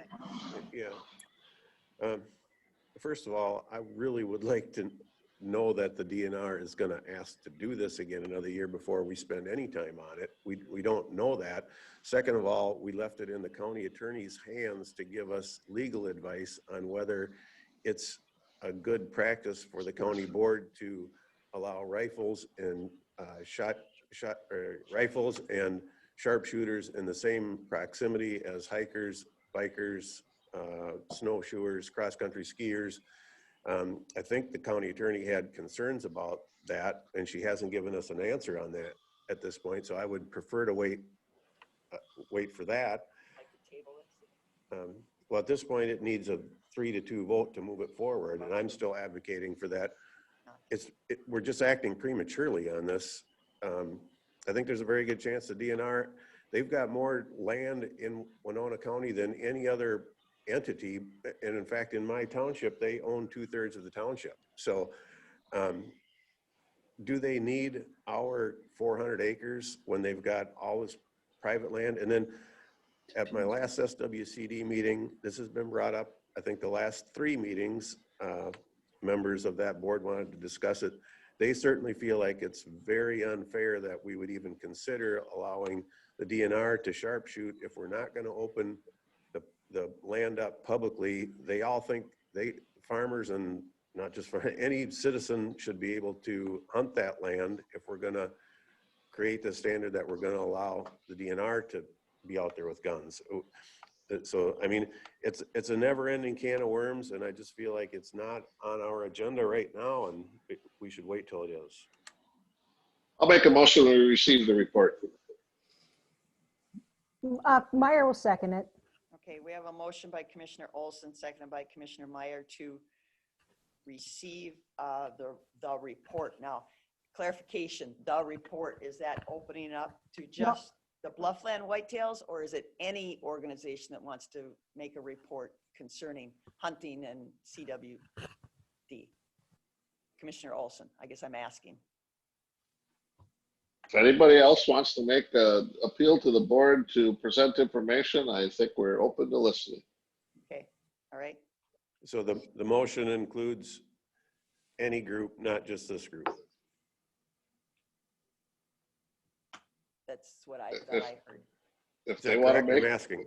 Yes, if they want to make a request to the board, right now we're acting on the agenda request, not on added stuff. Yeah, but you just made a motion, and I'm asking you to clarify your motion. Is it just this one group that we're allowing to give a presentation, or is it anyone who might have a different opinion than this group? I want to listen to the information. This group it's on the agenda. Nobody else is on the agenda. Yeah, this group has offered a presentation. If other groups offer a presentation, then we can allow them some means of presentation. That's a future agenda item. Right now, we have one request. Yes, Commissioner Jacob. The reason I asked for clarification is because I was deciding whether I wanted to amend the motion, and I would like to amend the motion to include any group that has, any and all groups that have information on the chronic wasting disease as it would pertain to sharpshooting on Winona County property land. Okay, and let's see. I won't accept that amendment. You'll accept that? And he won't, he said. Oh, you won't? I'm sorry, Commissioner Olson, you will not? Only because it's not on the agenda. Okay. So if he won't accept procedure, he will not accept the amendment, does it fail because the original motion won't accept it? I know, I've been in this boat before in planning commission, and I've been told I have to accept the amendment. I've said, well, that's not what, then I was in a position where I wanted to withdraw my motion because it so greatly altered my motion that it really became 180. And the county attorney said, well, you have to accept it. Okay. It's if there's a second. Do you know, Mr. Fritz? No, that's a legal counsel issue. I agree with Commissioner Olson. You should be able to deny it, but I wasn't allowed to. Madam Chair? Yeah, Commissioner Meyer. I see Assistant County Attorney Ellison, I think is on the call or in the meeting. Is he versed in Yeah, maybe he can assist us. Parliamentary procedure. Mr. Ellison. Yes, I am on the call here. I hesitate. I'm not as up to date on parliamentary procedure as Assistant County Attorney Nuttall and County Attorney Sonneman. I can certainly do some quick looking, but I guess I don't feel comfortable saying anything with certainty at this moment. Okay, that's okay, I think. So I just looked it up. So if somebody wants to amend Steve's or second Steve's amendment, then we can vote on his amendment. okay. All right, I'll second the amendment. All right, so now we need to vote on the amendment of not only asking Bluffland Whitetail Association, but any organization that has information regarding chronic wasting disease and the DNR policy of sharpshooting. Okay, everybody understand the amendment? Commissioner Olson. I'm going to vote aye. All right, Commissioner Kavesi. Kavesi votes aye. Commissioner Meyer. Just a point of clarification. We're voting that we're going to accept Commissioner Jacobs' amendment. Right, that would allow others to make Okay. presentations. Yeah, I'll say aye. Yeah, that's fine. Okay, and Commissioner Jacob? Aye. And Commissioner Ward, aye. Okay, so the amendment passes now to the original motion to allow people to present. Correct? Okay, let's vote on, and that was made by Commissioner Olson, seconded by Commissioner Meyer. So let's roll call vote. Commissioner Olson? Aye. Commissioner Kavesi? Kavesi votes aye. Commissioner Meyer? Aye. Commissioner Jacob? Only because you didn't ask for discussion before you I'm made sorry. that vote. I still feel this is out of, I still feel it's improper time. It's not germane. We're not having that. It's not on our agenda to have that at this time, and it may never come before us again. So I'm going to vote nay, but I would vote aye if it was something that was on the horizon. Okay. So I'm voting nay. Okay, and I'll vote aye. So, okay, so that passes. So at some point in the future, we'll have presentations, not necessarily the next meeting, but So just so I'm clear, yes, so the Bluffland presentation was approved. right. So they can come to a subsequent meeting and Future make meeting. a presentation. Yeah, doesn't need to be Anyone tomorrow. else that has information, because there was an amendment that was approved, correct? Right, Yes. right. Can, Other so- hunting So we don't, organizations. but we don't need to come back to, we can put them No. on the agenda. Yes. If Okay, they're, I right. guess we said if they're organizations. that Right, so have- if an organization comes to us, Not want to just make an a individual. presentation, we can put it on the agenda. Yes, Okay. yes. Does everybody agree with that? Yeah, fine with me. Okay. Oh, Field work,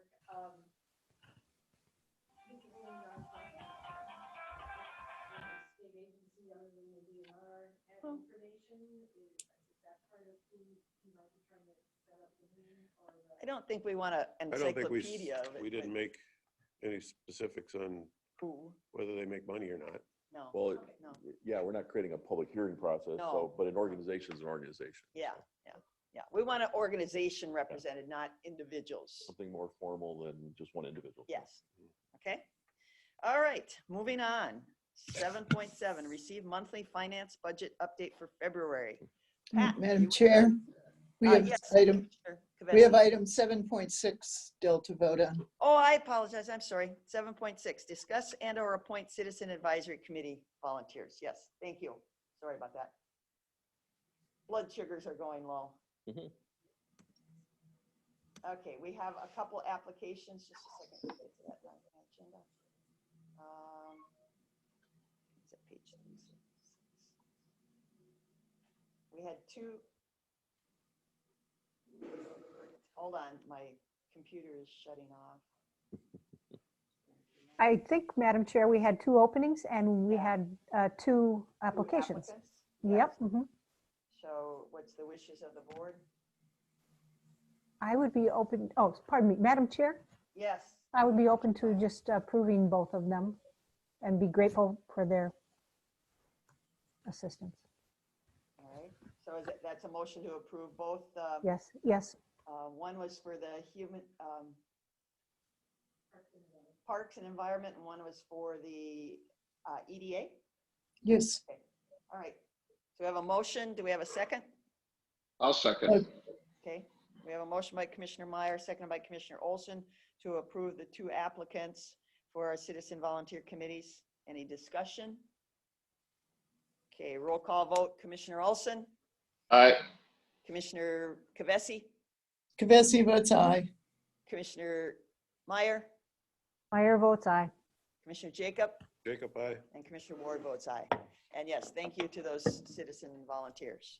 And they'll be notified and get the materials. All right, now, Pat, Mr. Moga, 7.7, monthly finance. I'll be doing a finance update on February. February revenues, beginning cash started at 12.7. Actual revenues were 653,000. Actual expenses were 1.8. Ending cash in the revenue fund was 11.5. For the year started out cash at 14.3. Actual revenues were 954. Actual expenses were 3.7. Ending cash was 11.5. The variance in the revenue fund was a negative 2.8 in 2021 compared to a negative 2.6 in 2020. For the whole year, it was a negative 3.6 compared to a negative 3.5 with the funds that are being displayed. Any questions on this document? If none, I will go to the summary cash flow. Summary cash flow started out at 18.5 million. Revenues were 4 million and actual expenses were 7.6. Ending cash is 14.9 million, negative 3.6 compared to last year's negative 3.5 for variances. Any questions on the summary cash flow? If not, we can go to the summary budget. For the month of February, we're 17% of the way through the year. There are a couple of funds that or several of the funds that are basically at 17% or more, being general fund, highway, and human services at just at 17.8. So they're kind of right, just a little bit over. But the other thing is that some of the reasons that they were kind of above at this point is there was an extra payroll, and we also one-time expenses in the beginning of the year that should start to taper off as we go further out. As you can see, interest earned is very, very low at this point. It's 8,739 compared to our budget of 250,000. So I just wanted to point that out also. Any questions on the? I said you should ask Carla if she wants some plate. Any questions on the summary budget? If not, thank you. Have a good day. Thank you, Pat. Committee recommendations, 7.8. Discuss, approve, deny requests from the University of Minnesota Extension for Minnesota Extension. Good afternoon, Lisa. Good afternoon, Winona County Board and Administrator Fritz. So Lisa Dirks, Regional Director for Extension. Heidi, if you can pull up the PowerPoint slides, I'll go through it fairly quickly here. As Commissioner Ward said, we're all suffering from low blood sugar. And did you get Kim on? Is she? Kim is online. Okay, all right. So if we have any questions, she's there. Thank you. So I'm going to go ahead and start. I know it was in the packet, even though Heidi's not showing the slides yet. So a little background information just to how we got to today. So between Winona County and the University of Minnesota Extension, we have a memorandum of agreement that we sign every 3 years, and that puts our staffing level in place for our extension educators.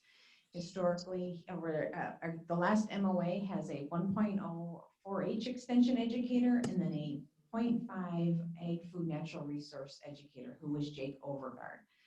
Jake Overgaard resigned his position in May of 2020 at kind of the point in the pandemic where a lot of us didn't know what was going on with things, especially related to tax money and what's things going to come in. And so we had some conversation between the county and the university about whether we should move forward with hiring that position.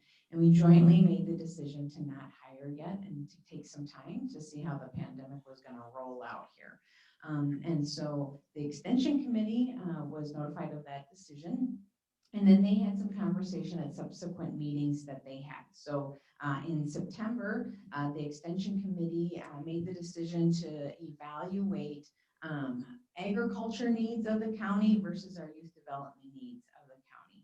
And so a subcommittee reviewed that. They came back to the December meeting and they made the recommendation to evaluate that budgeting for youth development rather than agriculture education for the county. So they asked that Kim and I come to the March Extension Committee with what would that look like for Winona County. And so Heidi, if you'll go to the next slide.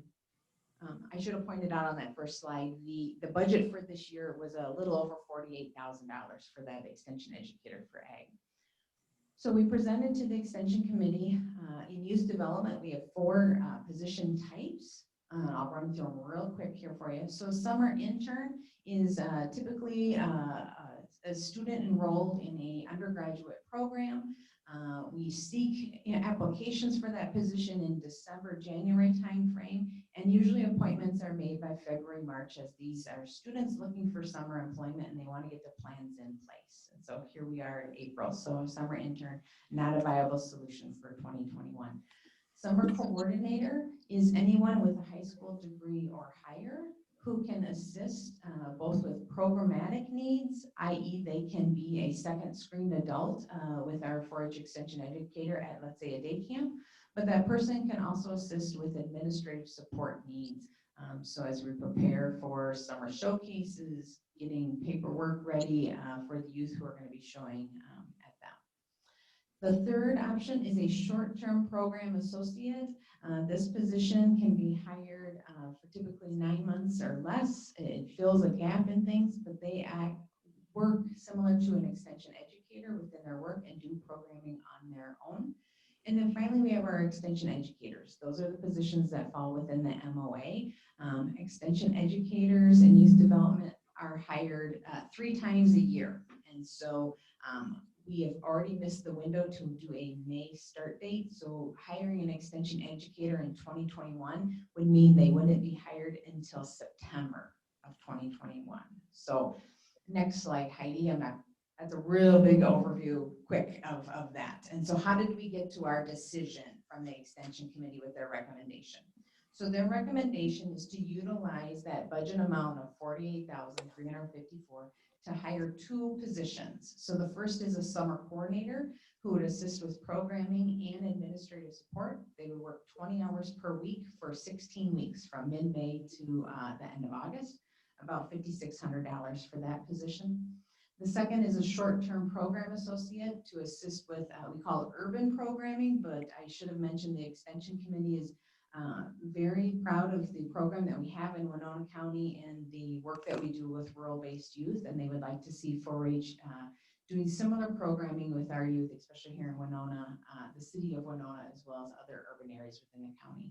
So also a 20 hours per week position, 8 months, so May through December at the cost of a little over $26,000. So between those 2 positions, a little over $32,000 that would be utilized of that budgeted amount. So still a cost savings of about $16,000 to the county between what we had in the MOA and budget compared to what the recommendation is. So I will pause there and open for questions. Any questions or comments to Lisa? Commissioner Jacob. So the 20 hours per week position, would it be fair to assume that starting January 1st, that there would be a new request in 2022 to continue that position as a half-time position? Thank you for the question, Commissioner Jacob. So this is a memorandum of agreement year for the 2022 through 24 timeframe. So the Extension Committee would be evaluating that as part of their budget recommendation for that next set of things. So if the position was hired and if that person was eligible to be an extension educator, and if the board approved hiring an extension educator permanently, they could apply for that position. Does that make sense? But it would be a January 1. It would be part of this next MOA. It is not a guarantee. That's why it's a short-term hire. Okay. Yeah, I'm just trying to understand Yeah. whether this is a one-time deal and we're exhausting these funds, or whether the intent of this is to become a stepping stone for that to become a permanent half-time position at Winona County. I would say this proposal is a now, what can we do now with the funding that we have? And then the extension committee discusses, is this a stepping stone? What are their recommendations going forward? Lisa, correct me if I'm wrong, but these are not county employees. They're Correct. So Administrator Fritz asked, these would be University of Minnesota hired employees. And so we would be utilizing the office space and the technology needs and stuff that we currently have within the office, but they would be university hired, similar to our extension educators. Just different titles. But like Jake Overgaard, that was some. Well, the county contributed 48,354 to Jake's position, but he was employed by the University of Minnesota. The board has the ability every 3 years on the MOA to say whether we're going to fund any of it or not. Right, and the MOA is negotiated through the extension committee through AMC. And the AMC has a committee that negotiates that with the University of Minnesota. Right, but the actual allocation of personnel, so this budget is up to the county. Right. So, you know, in theory, you don't have to budget that. You know, so I guess what I'm trying to get at is if there's some question about the personnel being permanent, it's permanent in the sense that if we provide the budget, if we don't provide the budget, then they have to figure out what to do with the position. Okay. But both of these positions, if hired, would end employment as per the recommendations. That would, the summer coordinator would have an end date, end of August. The other person, if they accept the position for short-term program associate, that's what their hiring paperwork would say, May through December 21. Okay. And then the extension committee can determine what they want to do for the 2022 through 24 memorandum of agreement.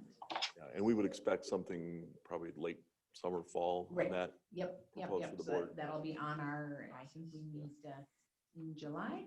And so, All right, well, I'll make a motion to approve 7.8. Okay. We have a motion, Commissioner Jacob.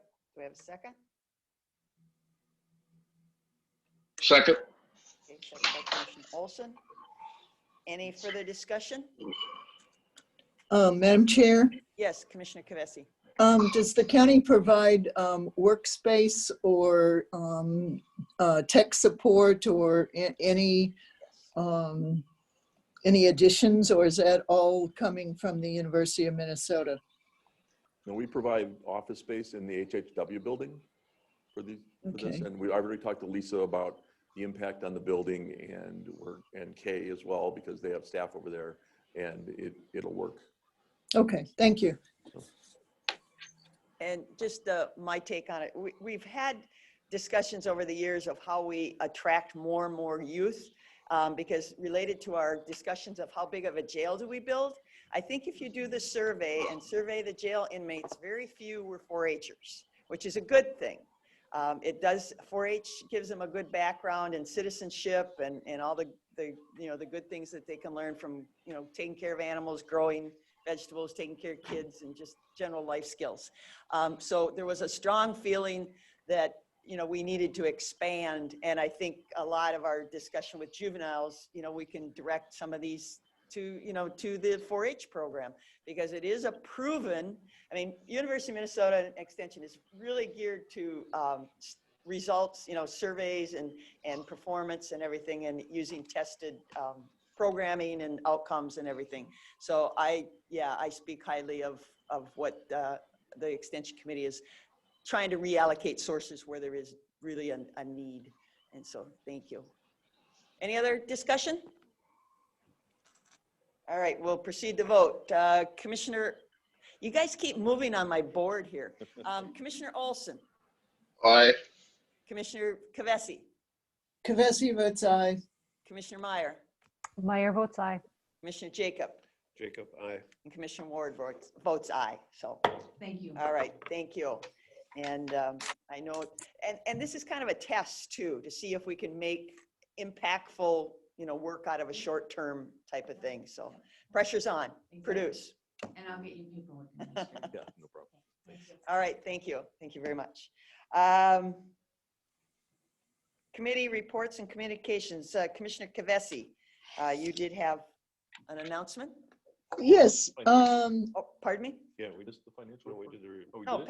Pat Oh, did gave it, yeah. Oh. That's what told me you guys were still here. Oh, okay. Yeah. Okay, Commissioner Kavesi, your report. yeah, I just wanted to update the board on our WNLAC, One Watershed, One Plan Policy Committee meeting, which was yesterday. So this is informal. The summary will be posted on the website. We reviewed the stakeholder advisory list. This is going to form an advisory committee. So we've been reviewing lists of possible both technical people and citizen groups to be part of that advisory committee. So that's ongoing. We reviewed and approved the request for qualifications. This is will allow the policy committee and to move on to hire a consultant to assist with watershed planning. And we discussed options for public outreach and other public activities, and this will go on for our next meeting. And lastly, we received a presentation from the MPCA on their role in watershed planning. So we're educating ourselves as well as taking care of the ongoing issues with the watershed. So thank you very much. There's a lot of announcements on meetings. The Hiawatha Valley Mental Health Center is having training. This is from the from the RAP Plus grant. Those are going on. You can check with the Hiawatha Valley website. The Alliance for Substance Abuse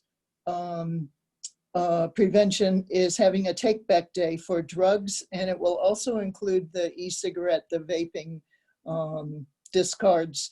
And that will be held at the YMCA from 10 to 2 p.m. on the 24th of April.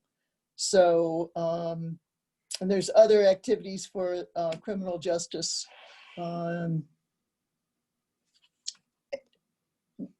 So those will be on the website. So thank you. Okay, Commissioner Meyer? For the sake of brevity, a lot of what I wanted to say about the fact that Black lives really do matter, and that there's a tragedy, and I'm so disheartened by what has happened in the Twin Cities again. I'll skip most of that. SEMCAC met last night. You know, we have a newish director. He's been there. He's coming on just like a little over a year. His name is Doug Grout. He has joined our EDA. I'm sorry. He has joined the Workforce Development Board, and he's doing a fabulous job. I will just tell you that SEMCAC has come through the pandemic really well and continued to provide a lot of services and are in a fabulous position now coming out of the pandemic. And I want to stress the American Recovery Plan has doubled the amount of money that's available for energy assistance and weatherization, and yet people signing up for those programs are below where they should be. And I know that a lot of folks are going to be facing issues with eviction. And so I just want you all to know that there really has been a push to make sure that people who need energy assistance should apply, because there is money available now to help keep them from shut off. And so that's it. Thanks. Okay. I just would have, actually, it's not an announcement, it would be a request for a future board action. After discussing the solar ordinance and also having some very brief discussions about what's happening in the state of Minnesota with stacking density and IUP versus CUP, I would ask that we have a discussion if we want to review the solar ordinance that's currently on the books. And I need a second for that. I just asked for clarification.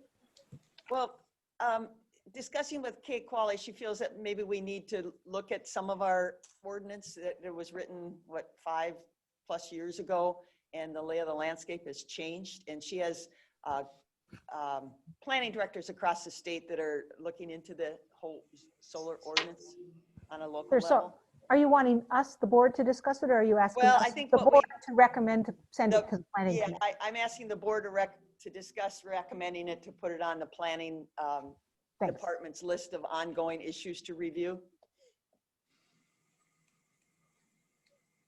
I'll second that. Okay, all right. So we have as a future board action. Thank you, Commissioner Jacob. We don't need to vote on that, do we? No. No, it'll come back. It'll for come vote back at at the some next future meeting. time. Thank you. All right, anything else to come before the board? Do we need to adjourn and come back, or?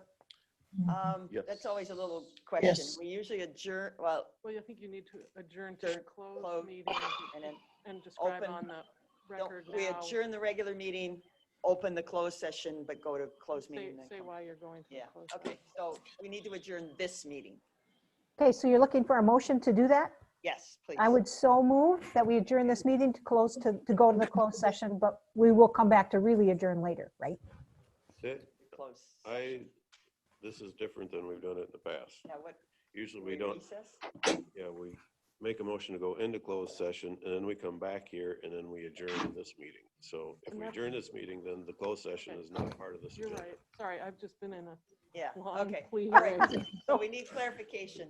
So That's fine. Commissioner Meyer, would you want to modify that we're just? Yes. Yes, Madam Chair. I would move that we go into closed session, Okay, not adjourn. all right. And do we have a second to go into closed? Kavesi, second.